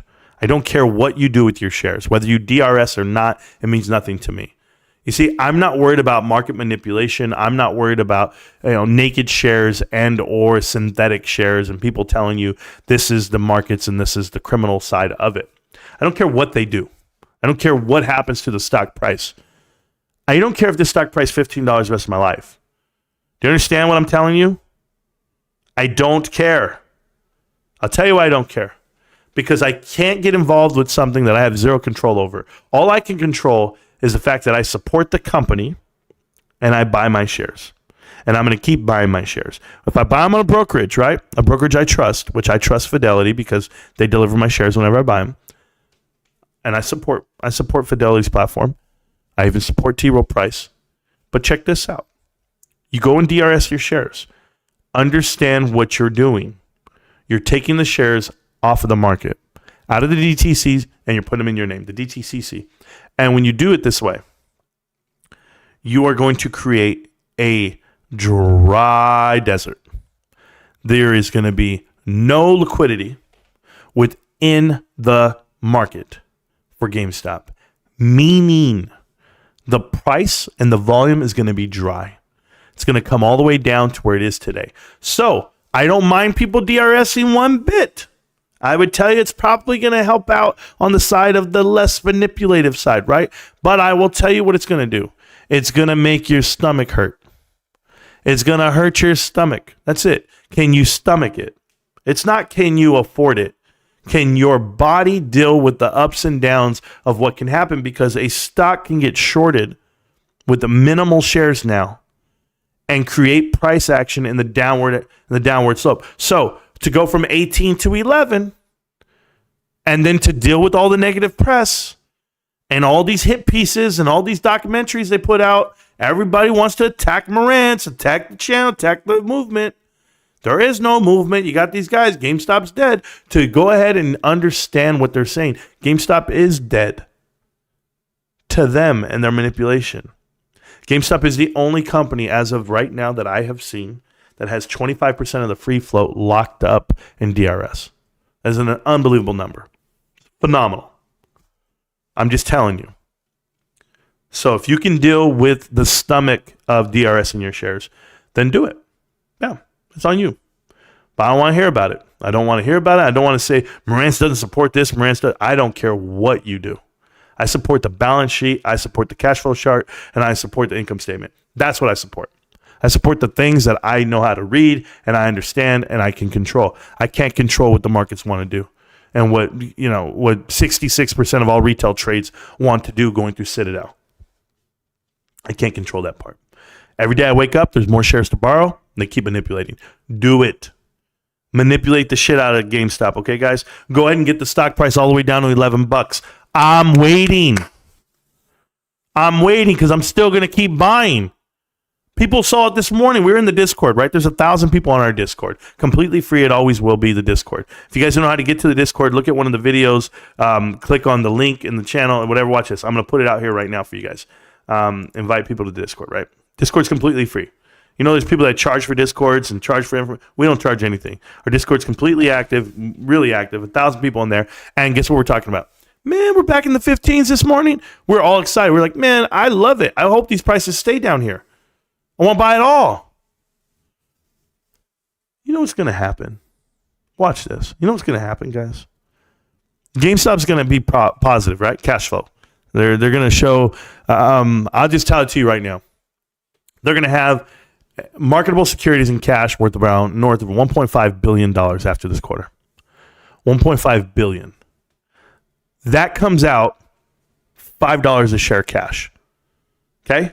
Book value, $5 a share. And you're going to tell me the stock is going to be $11? You're going to get 50%, 45% cash, equity, boom, per share? There's not a better buy in the market. So go do whatever the hell you got to do, babe. Do it all, because after next year, it's going to be $2 billion in the bank. After the next year, it's going to be $2.5 billion. After the next year, it's going to be $3 billion. Now we're at $10 a share in just 3 more years of the business that is happening right now on GameStop. I'm not even talking about future investments. I'm talking about right now, the way they run their business, the business model, the footprint, those balance sheets, those income statements, that FCF. You tell me 3 years from now, GameStop's going to have $3 billion in the bank. I'm telling you, I know. I've done the math. And by the way, how's my math? It's been pretty good for the last 3 years. They're going to have $10 of equity per share 3 years from now. How the hell is the price going to be $10? You'll see. I'll be here. So DRS your heart away. Understand the roller coaster. Understand the ebb and flow of the markets. Understand what's coming. Okay? I'm still going to be here. And let's see what they can do. I'm down. Shorts are trapped. My opinion, XBit, absolutely. Shorts are trapped, and there's nowhere to go. A lot of chatter of options on the Reddit and the topic, no real factual information. Yeah, I don't pay attention to Reddit, Chad. I don't even go on there anymore. I haven't been really reading Reddit like I used to in at least, I'd say, 2.5 years. I stopped reading Reddit the minute I found out that they could just block and ban you for just posting factual information. Literally control the info that comes through. And these are controlled echo chambers. I choose not to go in them. I live in a fantasy world. And I'm not just talking, like even Superstock. Listen, I'm not against Superstock. You guys know that I talk to creators there. I talk to a lot of them. They hang out with me. We talk, whatever it may be. Okay, I'm very respectful. But even that's a controlled chaos as far as information that gets out. Because it's so big. When you have 800,000 people, 1 million something people posting on one subreddit, it's not like Beb at the Beyond that has 19, 20,000 people. We're talking about massive amounts of people to push out misinformation. Like, it's hard to control. So to have these rules where they say, you know, can't use this word, can't say that, like, I don't understand it. I'm like, why can't you say that word? What are we so afraid of? Why can't you say AMC on a GME subreddit? Why can't you say GameStop on an AMC subreddit? Like, why can't you do these things? They'll tell you. They try to control it. Me, I'm a little different. I'm not trying to control anything. What I'm trying to do on this platform, as I document my life holding GameStop shares and this foundation that I've created, that we've created together, the thing I'm trying to do is protect the information. That's what I'm doing. I'm a little different. Because the minute someone says GameStop's not profitable, I'm like, whoa, come in here. Come here, little man. Let me show you. GameStop has a cash burn. Oh, come here. GameStop's in a dying industry. Oh, come here. Like all those buzzwords they use, buzz phrasing, I can chop you up and I can show you the truth because it's not factual. It's not true. But I got to be able to show you, because I could say it's not true, and then people are going to be like, Hannah Reloaded, where she's like, but Marantz, you're not saying anything. And then she just keeps trying to talk over you and talk over you and talk over you. And how is that going to benefit the employee? And it's just like, what are you talking about? Like, you're up in arms about something you can't control. Employee benefits, she doesn't even know what it was before. Just to complain as a buzzword? They took away their health care. No, they didn't. They increased the pricing on benefits. Everyone has. Hell, Costco has. Costco's taken away some benefits. Like, everyone has. Everyone adjusts. It's a growing business. It's always evolving. People not in AMC with regrets, just like people regret not being in GameStop when the stock price went up. I guess, if you want to say it that way. I don't care if the stock price went up or went down. That does nothing to me. I'm in it for a whole different reason. Got any more preferred dividends? I need a hit. I need another hit. Yeah. No. I don't know anybody. I only own 2 stocks today, as we speak. 3 technically, but yeah. Can't believe we still have to tell people AMC is bankrupt right now. Yeah, you and I both. AMC will get squashed and destroyed, not squeezed. Yeah, Matt breaks cards. Yeah, it's going to be really bad. It's coming too. It's coming this quarter. That's why he's offering up even more cash for his stock, because they're doing the math right now. How can we show that we're flat or whatever we're doing? There's just no way of surviving without diluting your value as a shareholder. I don't know who's holding shares. I don't know why they're holding shares, but there's no way I would keep buying it. They're going to keep diluting just to stay afloat. The covenants come back into effect in March. When covenants come back to the stock on AMC, they better hope they suspend them for another year, because they're not going to be compliant, and or the pressure is going to be too much. They'll have to file for bankruptcy within 2 years. I'm just telling you. Does anyone remember Tattooed Chef stock? Just saw they're bankrupt. It doesn't matter. They all will be. It's just the way it goes. Yeah. Nothing going on regarding GME. Thank you, Nick M, for coming in and supporting the channel. I really appreciate you, sir. We need you. Let's talk about cryptocurrency really quick. So just so that we're clear, guys, why Bitcoin's down and why crypto takes this downturn. It was announced, and or it's perceived, or it's being talked about in the background, that the Bitcoin ETFs, ones that will have some type of an ETF that'll have some type of Bitcoin in it, are actually getting struck down. So maybe they're not going to get passed. They've been trying to do this for a long time. And we'll see if they can ever get the ETFs passed with some Bitcoin in it. Once they do, obviously it's going to go up. It's going to go to 80K, and it's going to keep going from there. But, I mean, am I going to be alive for any of that? You would understand that Marantz still cares about AMC investors being fooled. Yes, I absolutely do. Emotional rant incoming. Nick, the channel's called Marantz Rantz, and it's okay. I've asked you, Nick, so many times in the past, and I'll ask you today again. Nick M, please come to the Discord. Come to the chat channel. Put yourself on camera. Talk to me like a man. Okay? Put yourself on camera and talk to me. Because you wouldn't say half the shit you say in print. You won't say it to me to my face. So at least do it online where I can see who I'm speaking to. I'm not going to speak to you corporate rats. Because I saw this TikTok. I don't know if you guys have seen this TikTok that's going around out there. I don't think I can show it to you guys. But there's one out there. And you know the guy who goes around and asks people like on Wall Street, like they're walking down like all these streets, like a park. Then he goes down there and be like, excuse me. What do you do for a living? And puts a camera in them. They're like, oh. So there's these 2 kids in like mink coats. And I guess they're dressed really flashy. And they're walking down the street in New York, down one of these busy, well-to-do streets. And they ask them, hey guys, what do you guys do for a living? And the guys, they laugh and they chuckle. And they go, oh, we're in private equity. And it would blow you away. Because you're like, what? These punk-ass kids are in private equity. And you don't know if these are the vloggers, right? The guys who are actually like you, Nick M, in the background, being negative about everything for no reason at all. So what I'm going to do, I'm going to see if I can play it for you guys so you guys understand. Watch this. Excuse me, I gotta ask you, what do you do for a living? Go ahead. No. You got it. No, who has it? What do you do? We're in private equity, so we're... Boom, watch it. I can do it, yeah. So, Let me do this. Boom. I'm going to show you right now, guys. This is how I know there's guys out there infiltrating the chat and doing the bullshit. Okay? Like you, Nick M. Check you out. Okay? Watch this, bro.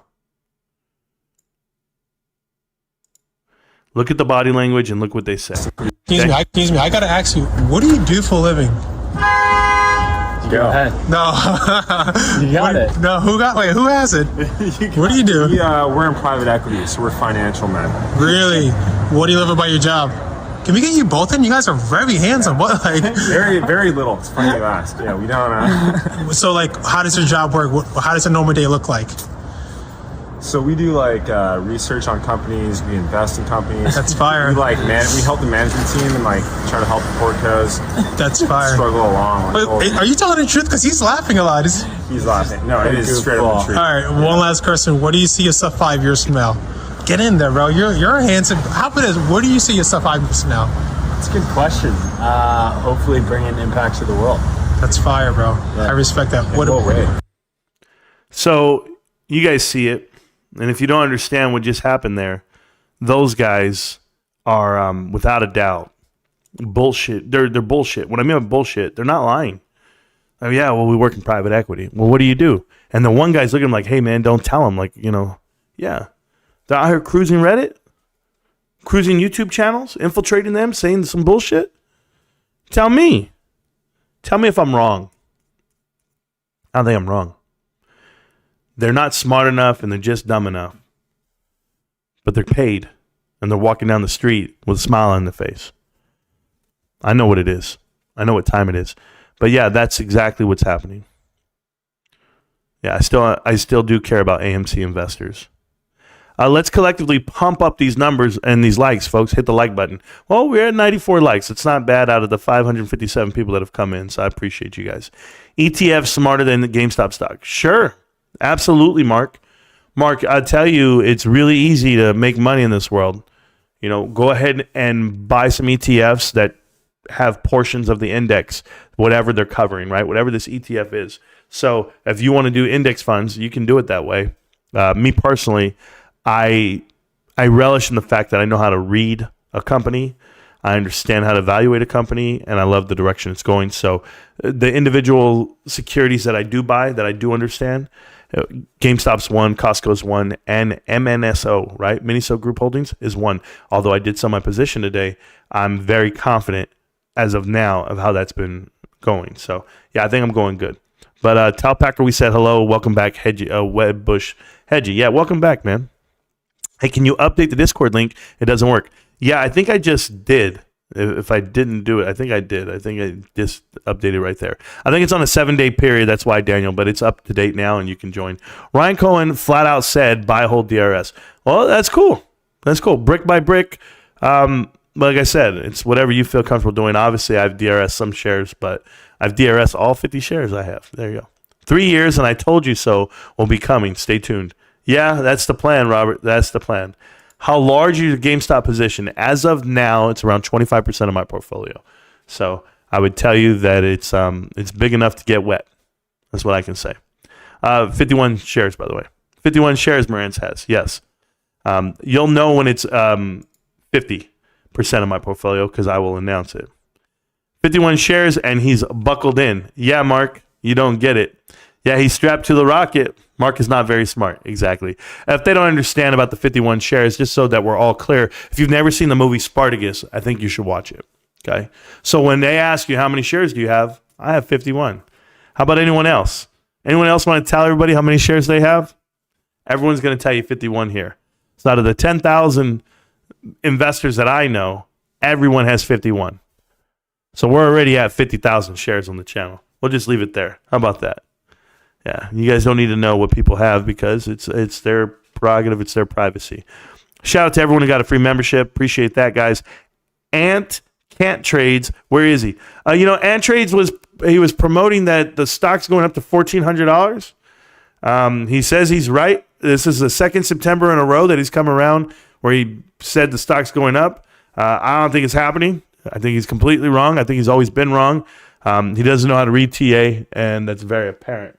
I'm still reading here. Aside from GameStop. Hey, Marantz, can you tell me what stocks to invest in aside from GameStop?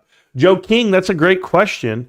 Over here on TikTok, he's asking what stocks should you invest in besides GameStop. I don't know what companies you happen to know about. Me, I'm a retail guy, so I would tell you I invest with Costco and I invest with GameStop. I don't see there's not a cost basis for me on anything else other than those two securities that I would want to get involved with. So nothing of value anyway. So yeah, I definitely love those two companies, Costco and GameStop, and for all the same reasons. Hey, seems like the Discord link in the description doesn't work. Anyone have an updated one? Yes. There you go. That's reverse hustling. There you go. I got 51 shares too, just like the best of us. Brick by brick, you got it. Thank you. I'm only at 50 shares. I will get the 51 soon. I'm not leaving either. Thank you. And members only, Marantz is nude. Robert, you can't give it all away, bro. That's the way it works out. GameStop is a 0. Yes, you're absolutely right. 0 corporate debt. They have 0 debt. They have 0 money on bonds. They don't borrow the money. They operate off of cash. So I tell you, Mark, you're correct. They have 0. They also have 0 private equity individuals in there. And when I say private equity, I'm talking about the big firms that go ahead and come in traditional strong arming. So yeah, no leverage buyout coming our way. So I would also say 0. There's also 0 preferred shares. So no preferred shares. That means we all hold an equal position in the company. And 0. Let's see. I would say there's 0% chance that they're going bankrupt. 0% chance that the company's not worth what it says on paper. And you have a 0% chance of getting it right in your lifetime. Another thing that's a 0 is probably you when you look in the mirror and you rate yourself 1 through 10, considering 1 and 10 are the numbers you're going for, but 0 just happens to be what you are. And 0 to hero, right? From hero to 0. Isn't that what Bed Bath & Beyond did? It went all the way down to 0. You were probably invested into that. AMC might as well be 0. What else can be a 0 for you? I don't know. But your weight loss for the new year, you're going to plan out and you're going to lose 0. Chances are you don't have the heart determination to work through it. How many more zeros can we do? Your IQ, 0. Got it. Awesome. The amount of women that want to sleep with you, 0. I'm assuming. Men too, 0. So yeah, I mean just 0 all the way around. So I'm happy for you about the zeros. Thank you. I sank with that burn ship. Yeah, you did, bro. Yeah, you did. Joel Billowed. I don't know how to say your last name, Joel, but welcome to the GME Elitist Club. Thank you so much for supporting the channel. Appreciate you. I had esports gaming too. Damn, bro. Keep up the great DD, Marantz. I'm trying. I do my best. Wives know better. Always consult. I would tell you a different way, Amber. I'm not going to say the wives know better. I'm just going to tell you that when you do things and not take into consideration with the missus, then that's being not very thoughtful. That's all I would tell you. I would use the word mindful, right? That's the word I like to use. You got to be more mindful and do that a lot in life. I got to go pay a paycheck, whatever the hell you said. This one says my Washington or Michigan on the money line. Rico knows. Yeah, I have no pick on the game. I would tell you I'm not a Michigan guy. I am Michigan on wrestling, and I liked Washington. I watched them play the other night, but I'm going to go with Michigan. I think Michigan's going to win the game. Michigan's a better team. They play better competition, and they've proven themselves to be the better team. They beat Alabama, man. I don't care if it was overtime. I'll take Michigan right about now. Marantz, if my father has worked for Costco since it was called Cost Plus and is now a store manager, how much stock does he have? He's been at Costco since the 80s. Bobby, I would tell you to be very concerned for your safety because your father's walking around with some fat ass pockets, bro. Okay, that's all I can tell you, Bobby, if that's the case there. So I don't know how much stock he has because a lot of them can sell it as it goes through, but Bobby, your pops is doing well. So keep them going, keep them alive, and hopefully he can hook you up in the meantime. Sometime later. But do your best. That's it. I gotta go. I'll play it back. Abe, appreciate you, bro. Abe is a living legend. Been with me for 2 years, more than 2 years. GameStop price prediction for the end of 2024. Mark, that's a good one. Good one. You know, I'm gonna say a fair number for you, Mark. Only because the earnings report does not come out until March for the end of 2024. So you will be getting a third quarter finishing out right there. So I'm going to go with a fair number. I'll say $30. $30 a share, Mark. Is that cool?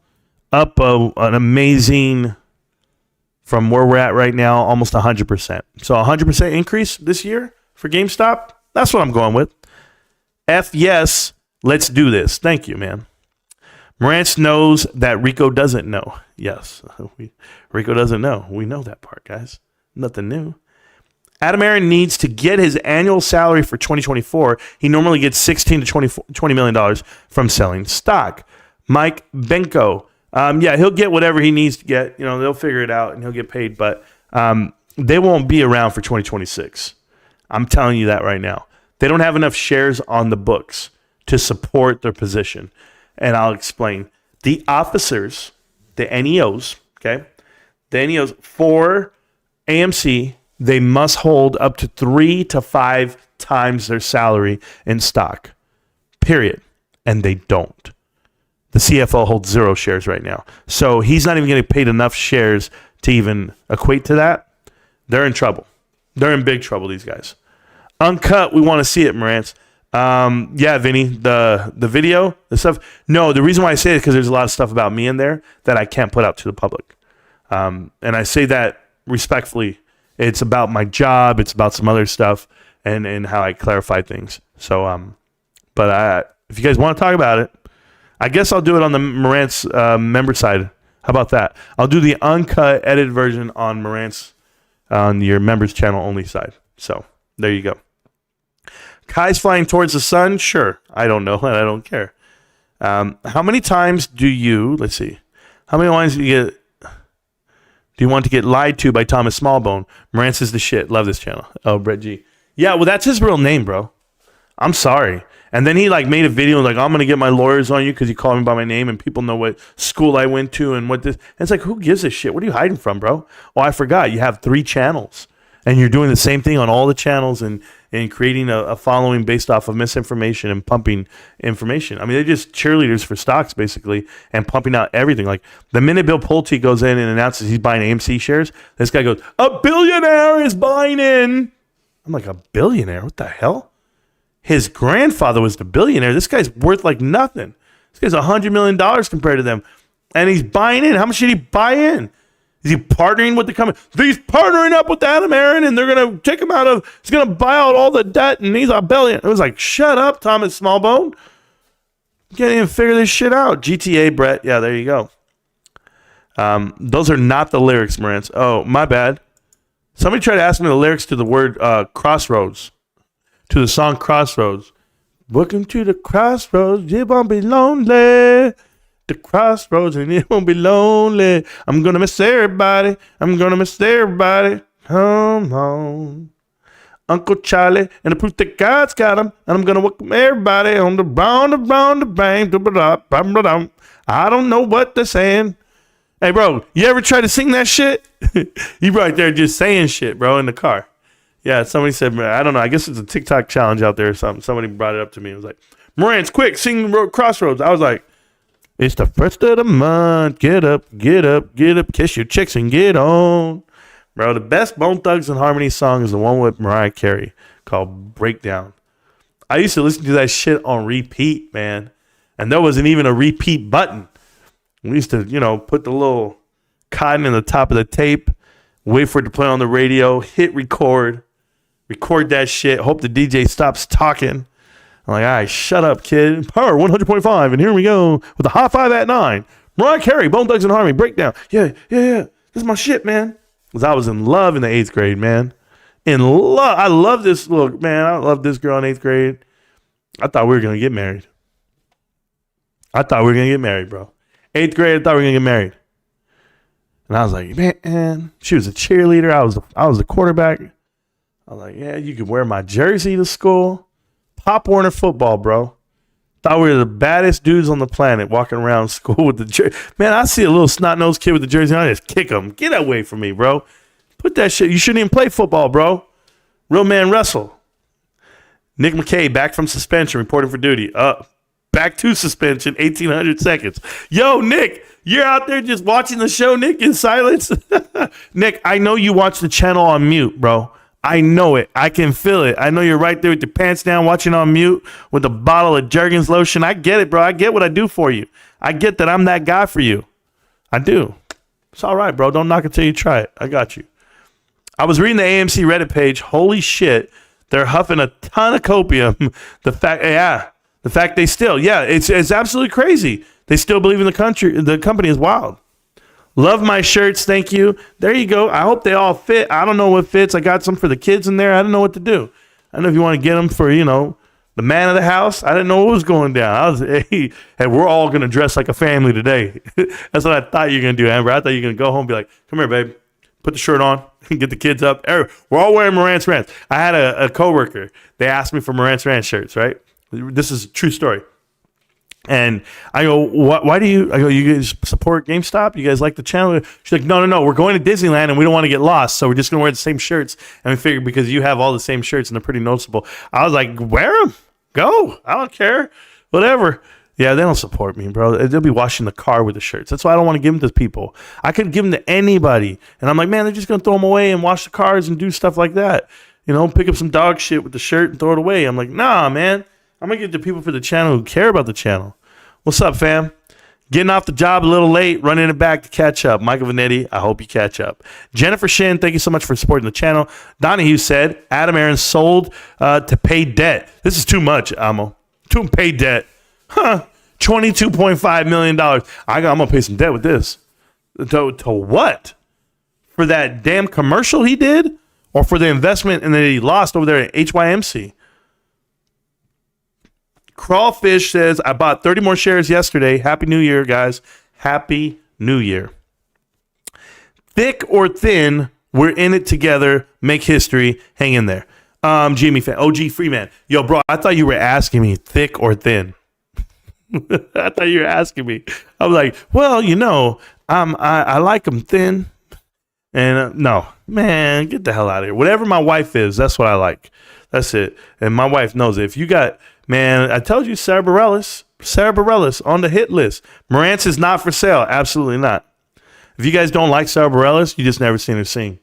Oh, man, she can sing her way to my heart. I'm telling you right now, wifey only has to worry about one person, Sarah Bareilles. Other than that, nobody. Thanks for putting in the time, buddy. No, Jay, thank you. If you don't see me, I'm switching my hips right now. Oh, man, my ass and my hips are hurting, bro. Not only have I been 2 hours just standing here, remember, I tried to do that 3 miles this morning. I turned my ass back around when I saw that pack of dogs. I was like, man, Marantz is not just another influencer. Deep, dude. Deep. Keep it up. Thank you, Don. See? Those cats aren't me. They don't live in front of the camera. Dudes make videos for content, right? Guys, check this out. We're going to wrap up some presents. We're going to give them away. Record me right now. Let me see. Hey, come here. Like, I saw this video. I swear to you, I saw this video today. Okay? It was Rob Diedrich. Right, Mr. The show. What is it called? Ridiculousness, whatever it's called on MTV. The skater dude, right, Rob? And he has a new podcast where he's doing all this stuff. But I was watching this old video of him where he goes to Mexico and he donates a skateboard to a kid and goes skating with them, whatever. And I'm watching the clip. Remember, I watch clips different than you. I watch clips from a creator standpoint, not from I want to know what's happening with the show standpoint. So I'm watching the clip, and the clip shows you him in the car saying, all right, man, we're going to drive around town. We're going to find some kid, and we're going to go ahead and, we're going to surprise them with a skateboard or whatever. And I'm like, okay. The next shot, the screenshot that we see, is the kid coming from the park over to the truck, walking around the truck, and they're going, hi, who are you? And it's just like, hey, kid, do you see this big-ass camera? Like this big-ass camera that's watching you walk from the park to the truck because the camera angle was outside of the truck. So it wasn't real. It was a setup. And I hate that shit. I hate when they set up things, man.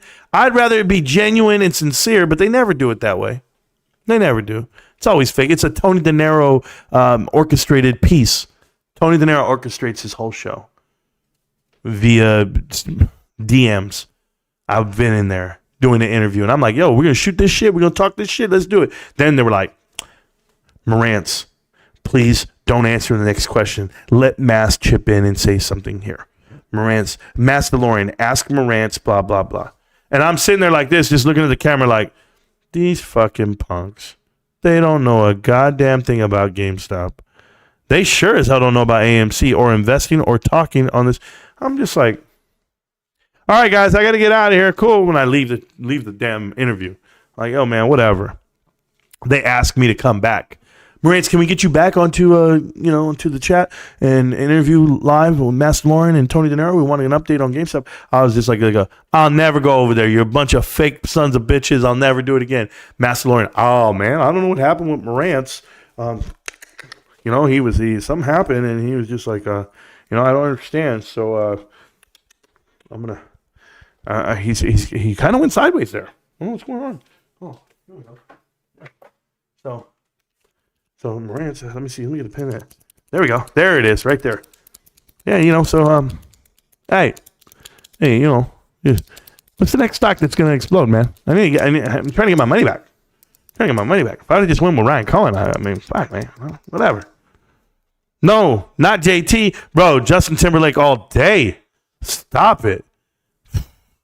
JT be out there, bro. You just jealous. Marantz is not just. No, I'm not. Happy New Year, Marantz and the family of millionaires. Almost 3 years now. Still holding on. Can't stop, won't stop. GameStop. Facts. Not for sale. Epstein list finally coming today. Maybe Adam Aaron will be on there. Woo, low. Lordy. Here's the problem. Epstein was best friends with Leon Black, not Josh Harris. Adam Aaron is a Josh Harris kind of guy.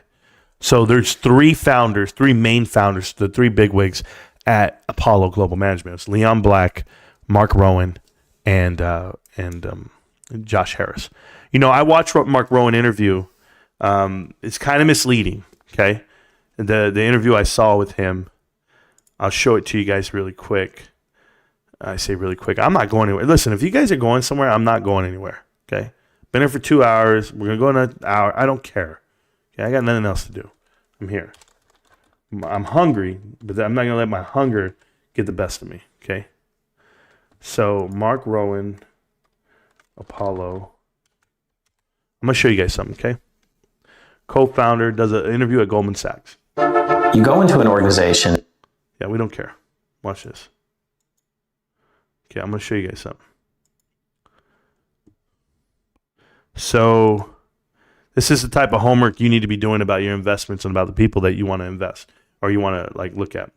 So here's Mark Rowan. He's about to do this talk with Goldman Sachs, okay? And as he does this talk with Goldman Sachs, this is Goldman Sachs' lead private investor. She is a private equity investor, international and U.S.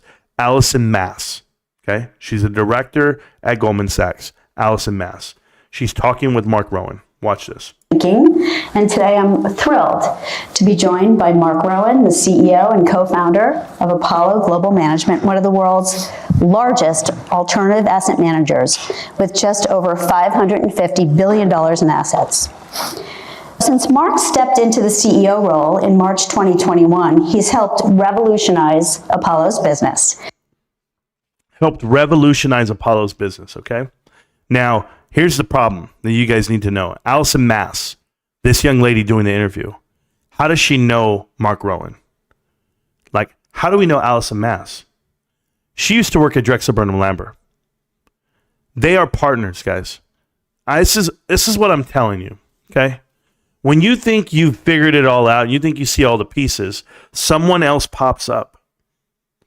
And I'm going through Goldman Sachs, right? This is how it all happened to me. You guys don't even do this shit, and I get it.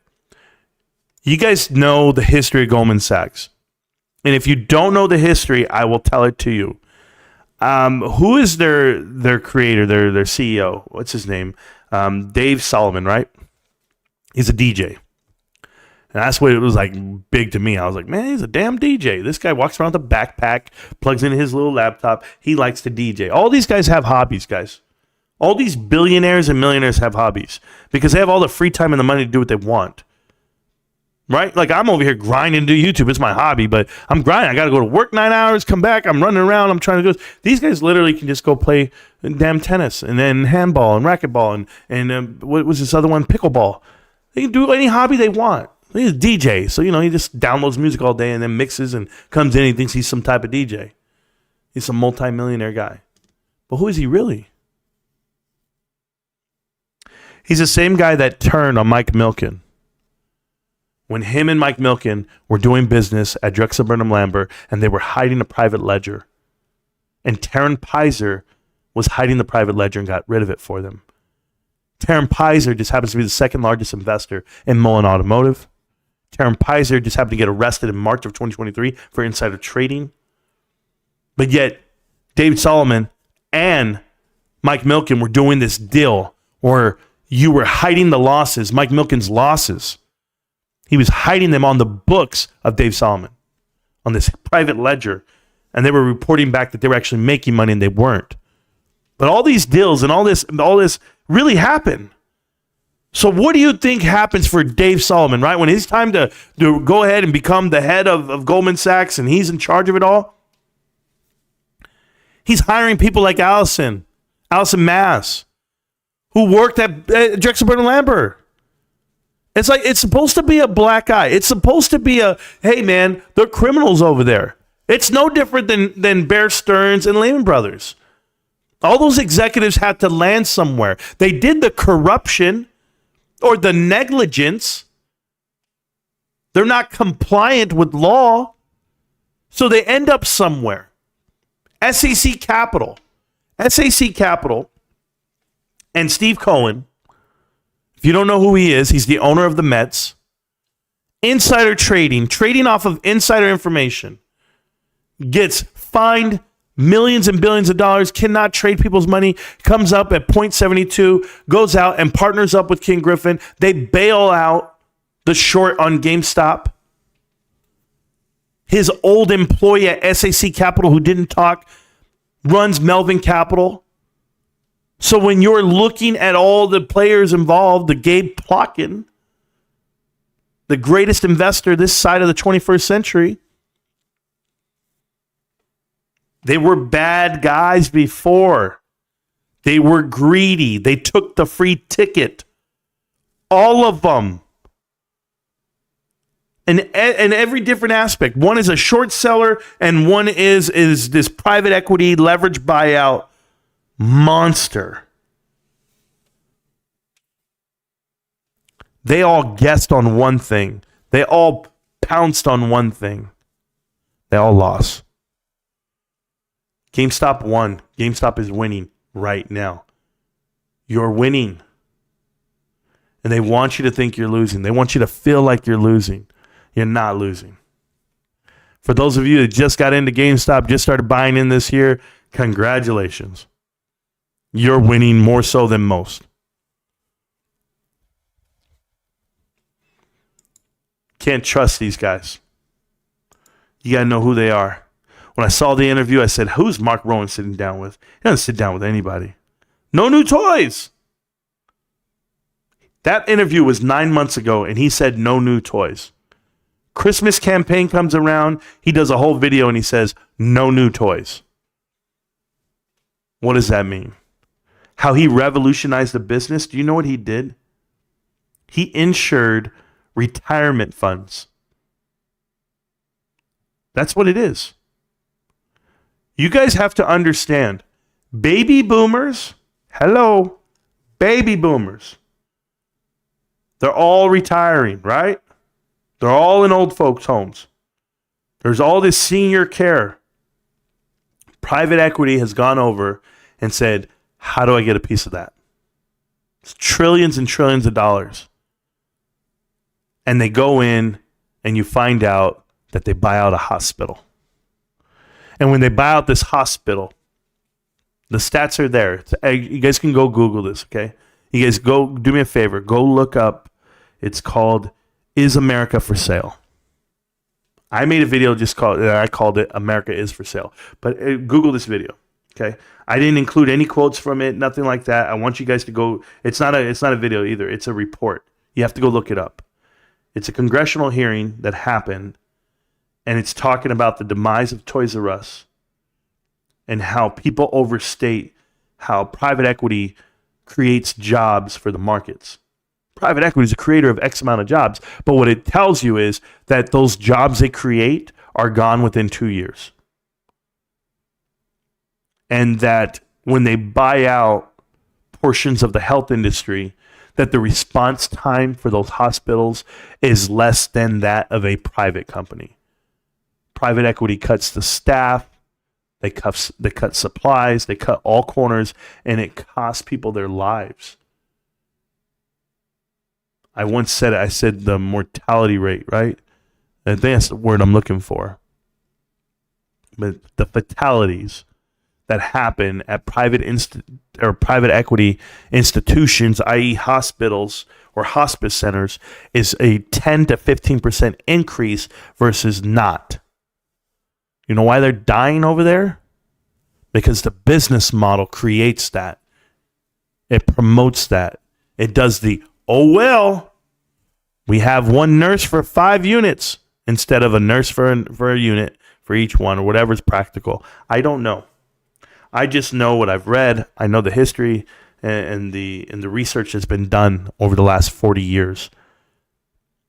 And the retail sector side, you can't tell me how it benefit anyone that private equity came into a company like Toys R Us where they were doing $11 billion worth of revenue in sales, and that they then extended their debt $5 billion in the next 3 years. They over-leveraged themselves on purpose.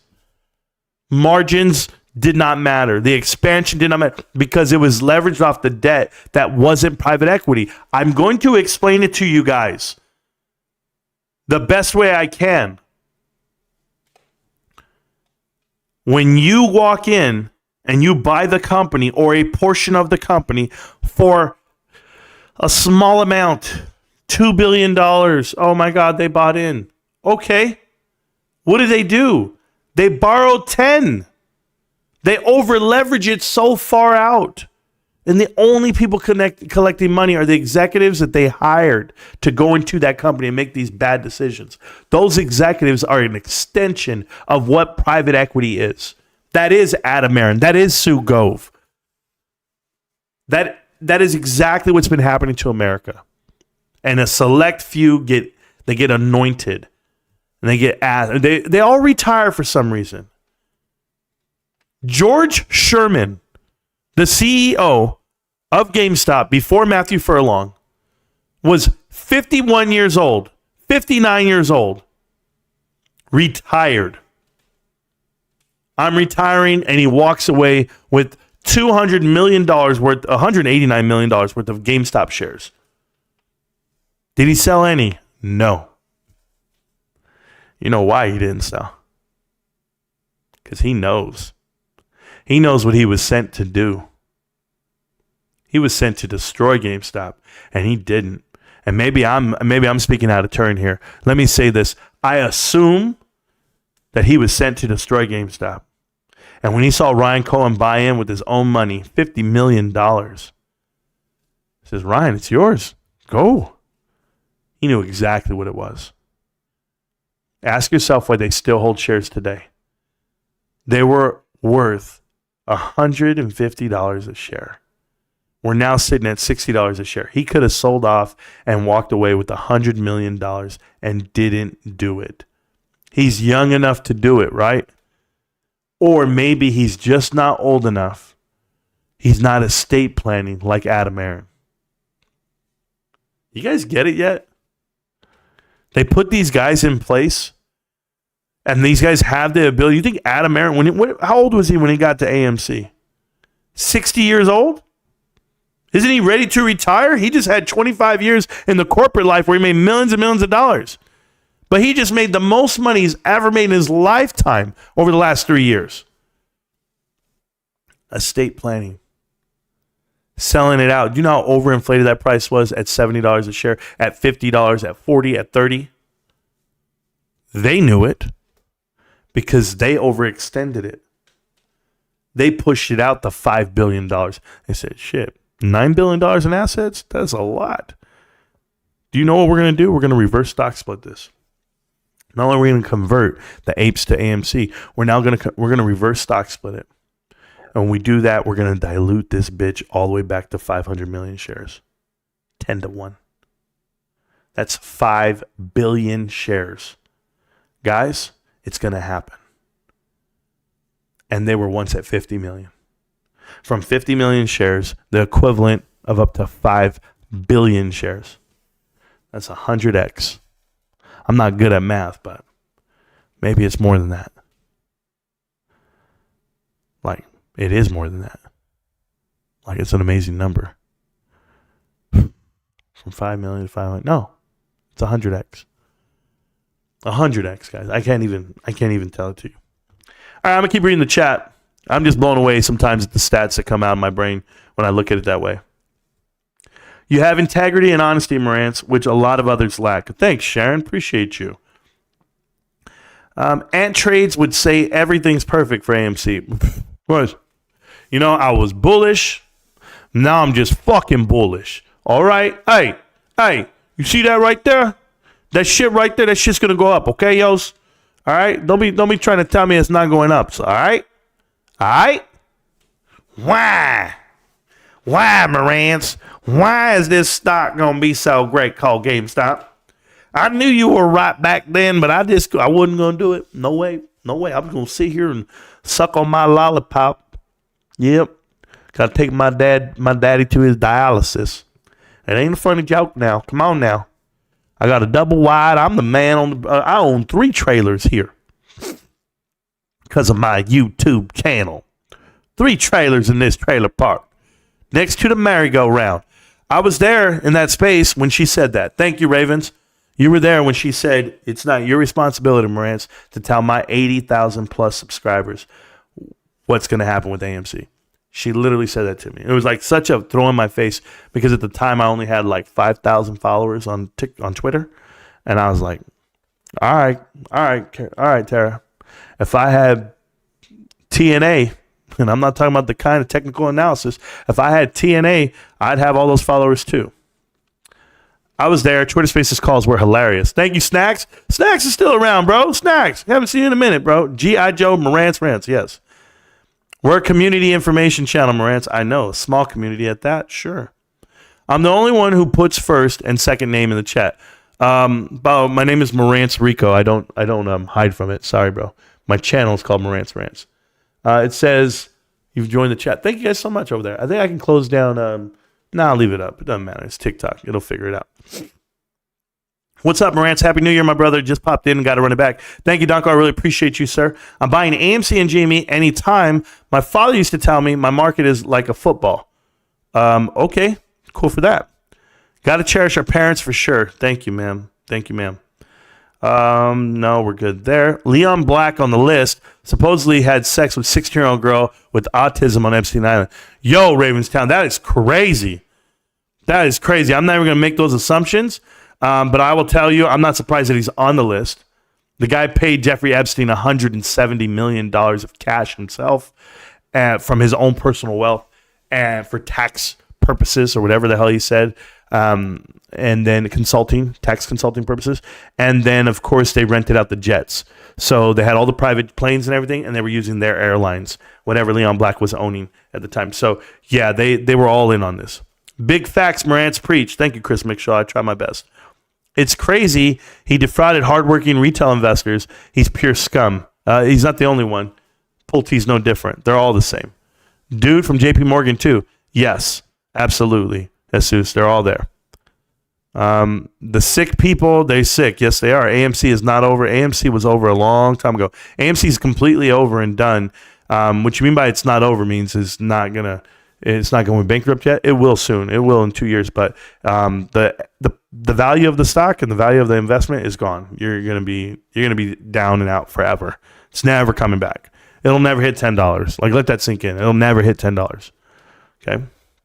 It's going to zero. Has similar financials to Bed Bath & Beyond. Even worse financials.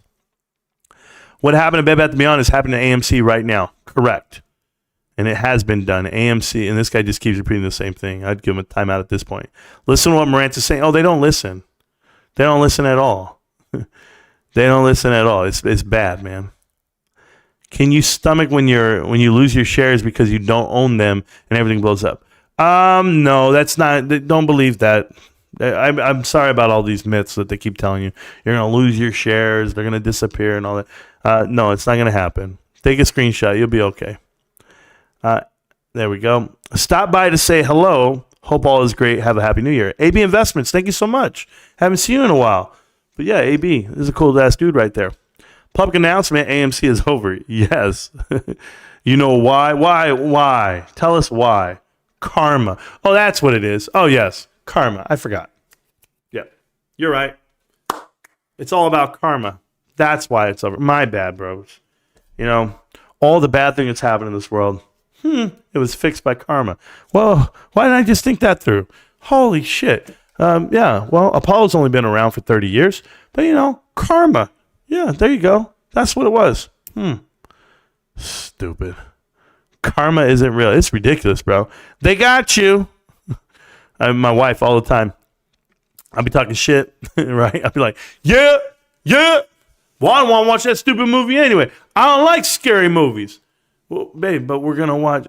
I don't like scary movies. I don't give a shit if they're in there talking and singing. Step Brothers. No, that shit sounds scary. You know, I don't even like my twin brother. I'm not watching Step Brother. Nah, man, scary ass movies. And then boom, hit my toe on the table or something. I'm like, oh, my toe is broken. Oh my God. The grown man will fall to the ground if he hits his toe the wrong way. And I literally go to the ground. I'm like, shit. And she's like, that's what you get. Karma. There ain't no such thing, bro. Another 10-to-1 reverse stock split will have AMC all-time high at 7,200. Austin is going to happen. AMC will moon because of karma. Nice. It is wild, bro. Hannah. Buzzwords. Yeah, that's right. That's the way she talked, bro. She was crazy on me. Joke on you, Hedgies. More of my GME stocks belong long today again. Yeah, they all do. They always go long every damn day. AMC was bankrupt already. I'm sorry, Paulo. I don't know where you come from, man. I don't know. I don't even know if you exist in this world, but you'll be all right. I would love to see GME grab some BTC. Eric Gonzalez, it doesn't matter. Grabbing Bitcoin's not going to matter. I'm not a big fan of that move for a lot of reasons. Why? It's expensive and it's institutionally owned. So it can be manipulative in a way that people try to judge it off the books that way. So if you bought it, you have to hold it for 20 years, basically. So I don't know. I don't want to tie up my money that way. How can covenants continue to be canceled? Well, not canceled, but suspended, right, Amber? So the banks themselves, they have to vote that it's in the best interest of the company to suspend because they've loaned out money and with the idea that the covenants are heavy, what they call Covey heavy. And right now you want Covey light loans like you had them back in 2010, 11, and 12, 13, 14, 15, 16, when it was easy to borrow money. But the unfortunate part is there are prerequisites for cash on hand. There's also the thing about the covenants is what you got to remember, okay, Amber? Like, hear me out.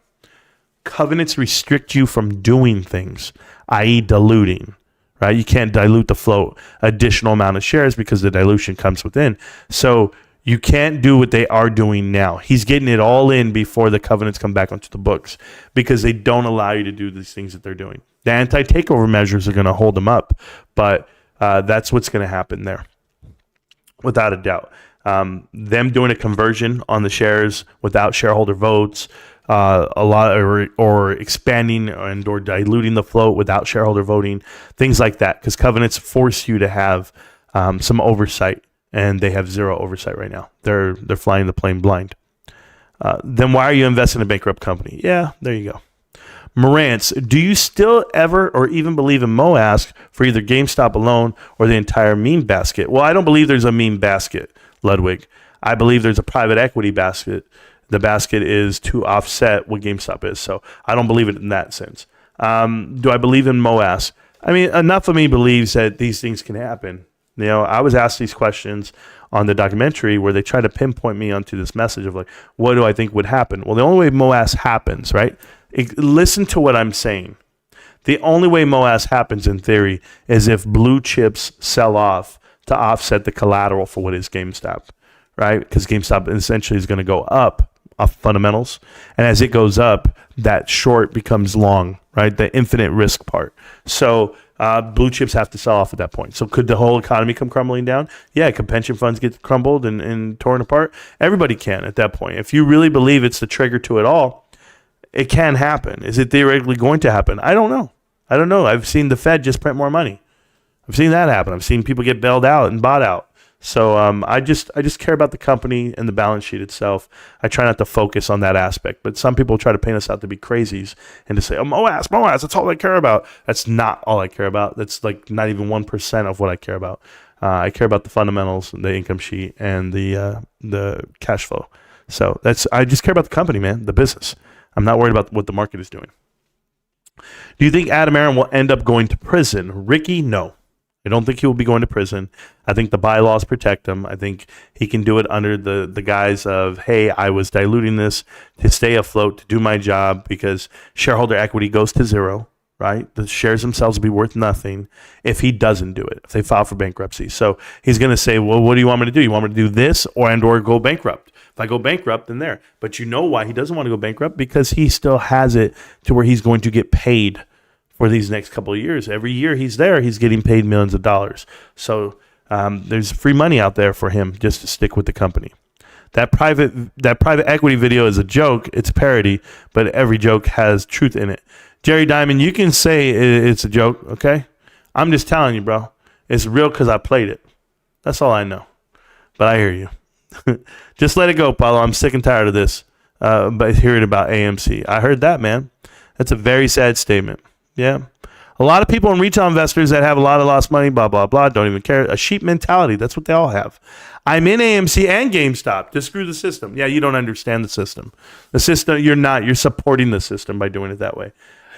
Private equity has offset all their investments with a short versus long, right? So I would just tell you buying the one thing that is the hedge to GameStop, you're not there to screw the system, you're supporting it. And we've said that from the start. So good luck with it all, okay? I'm going to pin this to the top of the chat. That's the Discord. You guys feel free to join the Discord at any time. It's completely free. It always will be. Additionally, I'll be in the live chat channel at the very bottom in the voice chat channel. It's all live chat and on the thing. So if you guys want to come in and talk to me, it's right there pinned to the top of the chat, the Discord link. Go ahead and click on it. And thank you so much for everything. Who do I think is going to win the game? I think Michigan will win that game. We are investors, not traders, with real strategies. You need to educate yourself. Absolutely. They don't understand. We are we are investors, not traders. But, they'll figure that part out. Probably won't matter, though. Buying AMC isn't fighting the system because Adam Aron works for Apollo. HYMC is owned by Mudrick Capital. It's all 52. Yes. Clip it. Don't tell me to educate myself. Oh, yeah, you're right. I have invested in AMC and GME for a reason, not making money. Apparently you did it for a reason. Good luck, Paulo. How about this? Don't educate yourself. Be the idiot you are. But I'll always call you out, and I'll always tell you you're an idiot because somebody needs to. Somebody needs to stop propping up dumb people and giving them trophies for it. I'm going to tell you exactly who you are. That's it. It's not, and I'm not picking on you either. You made yourself the victim at this point. The type of L to say AMC has a 10B synthetics. Yeah, 10 billion synthetics. I don't know if they do. I don't even keep track of that part. Thank you so much for all the support over there on the channel, guys. Appreciate you. Yeah, I've got tons of people. 713 versus the couple of thousand people that came through on TikTok today. Good for them.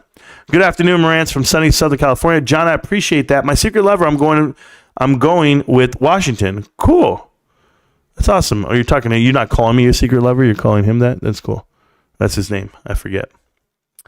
Pulti Mifa Sheffield. I don't even know what the hell that means. Hard work pays off. Absolutely, Gabriel. It does. Whatever my wife is, LOL, my good answer. Yeah. Anyone showing out for what he does for charity is not to be trusted. There you go, Paulo. Yeah, you're right. Not to be trusted. Correct. Right. That's another stupid statement you make. Sometimes it helps to see what other people do for charity because it inspires people to give. Just remember that, okay? Not saying that I record myself giving away all the stuff I give away, but sure. No legitimate investor would ever own AMC. Correct. Literally, all it takes is to avoid AMC is read the balance sheet. That's it. That's the amount of financial literacy you need. Yeah. One line. It's called shareholder equity. Just go to that line, and it says shareholder deficit $2.3 billion. You're like, holy shit. Pulte bought AMC on Monday, got diluted on Tuesday. Balance sheet of AMC is shit. There you go. I love that, though. I want Pulte to lose all his money in that damn investment. They type a chick. Oh, Bala's type of chick that's waiting for lit exchange. Hey, bro, I'm making up this lit exchange. You know, I mean, how many grifts were these people doing, man? I've seen this latest grift. I saw Bill Pulte put out $500, right? He put out $500 to anyone who was part of a Spaces call that gave out information on Bed Bath & Beyond and held a Spaces call. And so he paid out $500. And then I found out that the guy he paid the $500 to was selling artwork online to the Bed Bath & Beyond guys in the Shorter Spaces call. And his wife allegedly posts pictures and sells her nudes or whatever on social media as well. Additionally, Bill Pulte must love his wife because he's looking at her pictures. But they then sold GameStop shares the day before it spiked. So they sold it like $2 something a share before the run up. And they were like talking about it. They were like, I read all the Reddit inputs and everything because I want to know who he's funneling money to. And it's just more people just trying to grift and trying to come in, offer nothing of substance to the play. If you're talking about Bed Bath & Beyond, what you should be educating people on is private equity and bankruptcy and the way that all plays out. But we said that here and everybody thought we were crazy. And what do you know? We were right. So why are you coming in here? Ask him, bro. Ask him. I'm not Scottish. You sound Scottish, bro. You sound it just by the way you type. You type feminine. The way the piss hits the back of the urinal. Yeah. Money is just one of the tools. Oh, okay. Sorry, bro. Money, power, and sex, right? I mean, what book are you reading? What are we clipping now here, Nostradamus? Tell me. You're just full of quotes today, pal. I don't even know where you come from. Can somebody give this guy a timeout the next time he speaks? Don C says, Marantz, speak the truth, Marantz. Thank you. I try. I do my best. Paulo thinks the shorts are trapped in AMC. Marantz speaking so much truth about private equity and their over-leveraging takeover models. Absolutely ruthless and corrupt. Yep. I like the man streaming. That's why I'm here. Well, thank you, Paulo. Do you like me with my clothes on or off? Do you watch the Teletubbies, bro? Are you that kind of guy? I watch this channel because it's the one place I don't have to worry about people pumping AMC down my throat. Thank you. That is too funny, man. Thank you. Discord link not working. Anyone else got a better one? Thank you, Marantz. I just posted it. It's the link to the top of the chat. Thank you, Marantz. Yes, understand covenants. But earlier you said something about they could possibly extend the covenant suspension for another year. Yeah, Amber, if they do agree to it, it has to be all the banks, right? Because they have multiple bonds. I think they have like 7 bonds out right now. And so the covenants themselves have to be extended. We'll see how it goes. Go Blue. Hi, Red. I think about you every time I talk about Michigan, bro. So, yeah, I'm with you. I'm going for Michigan, too. Ape should learn how to trade options, buy calls under $6 and puts at $7. Easy money, never buy shares. Oh, okay. Well, good thing I buy shares because I buy shares of a company I love. First of all, that's my department. There you go. PP says now he's only talking about GameStop, Teddy, and Bed Bath & Beyond. Grifter's going to grift, bro. Change your stance, change your delivery, change your message. I've never changed mine. For anyone who wants to remember and walk down that little stroll down memory lane, go watch my old videos. I know who's watching them. They put messages on them. And they're like, damn, Rance, you said this shit 3 years ago? I said it 3 years ago. AMC's a pump and dump. GameStop's the only play. Everything else is a distraction. It's really that simple. Don't be basic. There you go. So I'm an idiot. Thanks. Yeah, I mean, if that's what you want to call yourself. Is Keenan Grace compromised or, yeah. Never been able to tell if he supports GameStop or AMC. He does whatever it takes for a click. I already exposed him in a video. I have a video about him.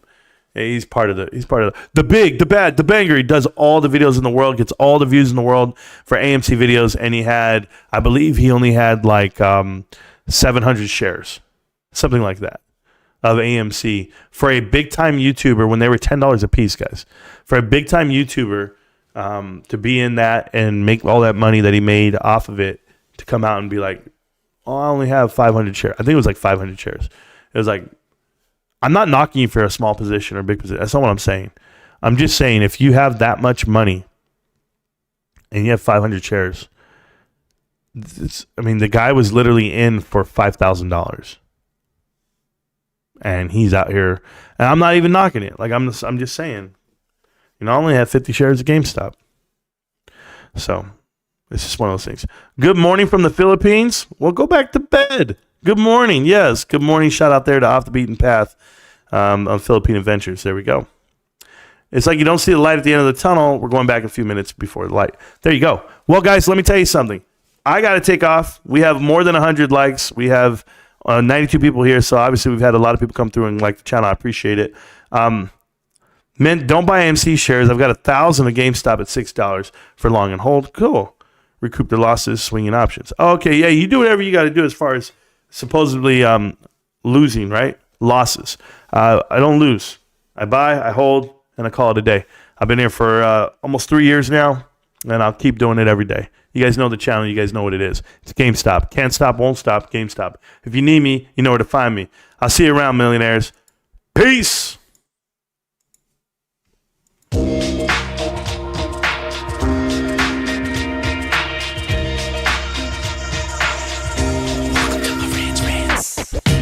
Welcome to Marantz Rantz, no advice on finance. Spin the wheel and take a chance. Get an NFT and a little education. The system got undertow, that knowledge is flotation. You wanna learn? Well, you came to right place. You're pumping AMC, might get slapped in the face. Get your due diligence, know who the villain is. Don't be a sheep when the shepherd's carnivorous. So come learn, laugh, and maybe you win big. And listen up, y'all, the wheel is not rigged. Everybody get a chance in the live chat. Kyoto spin wheel, you win just like that. Retail fight back and this retail winning. Y'all just wait, man, this is just the beginning. All fellow simians, GME group singing the truth. We just chillin', infinity pool swimming. So welcome to Marantz Rantz. A lot of knowledge but no advice on finance. Don't even need pants, you can tune in naked like Kenny the Mayo Man. Internet's most hated. Don't wanna lose your money, then it's time for you to listen. If you're ignorant, invest in AMC, a superstition. The stream about ready, they told us to don't dance. I do what I want. Welcome to Marantz Rantz. Welcome to Marantz Rantz. Welcome to Marantz Rantz. Welcome to Marantz Rantz. Welcome to Marantz Rantz. Welcome to Marantz Rantz.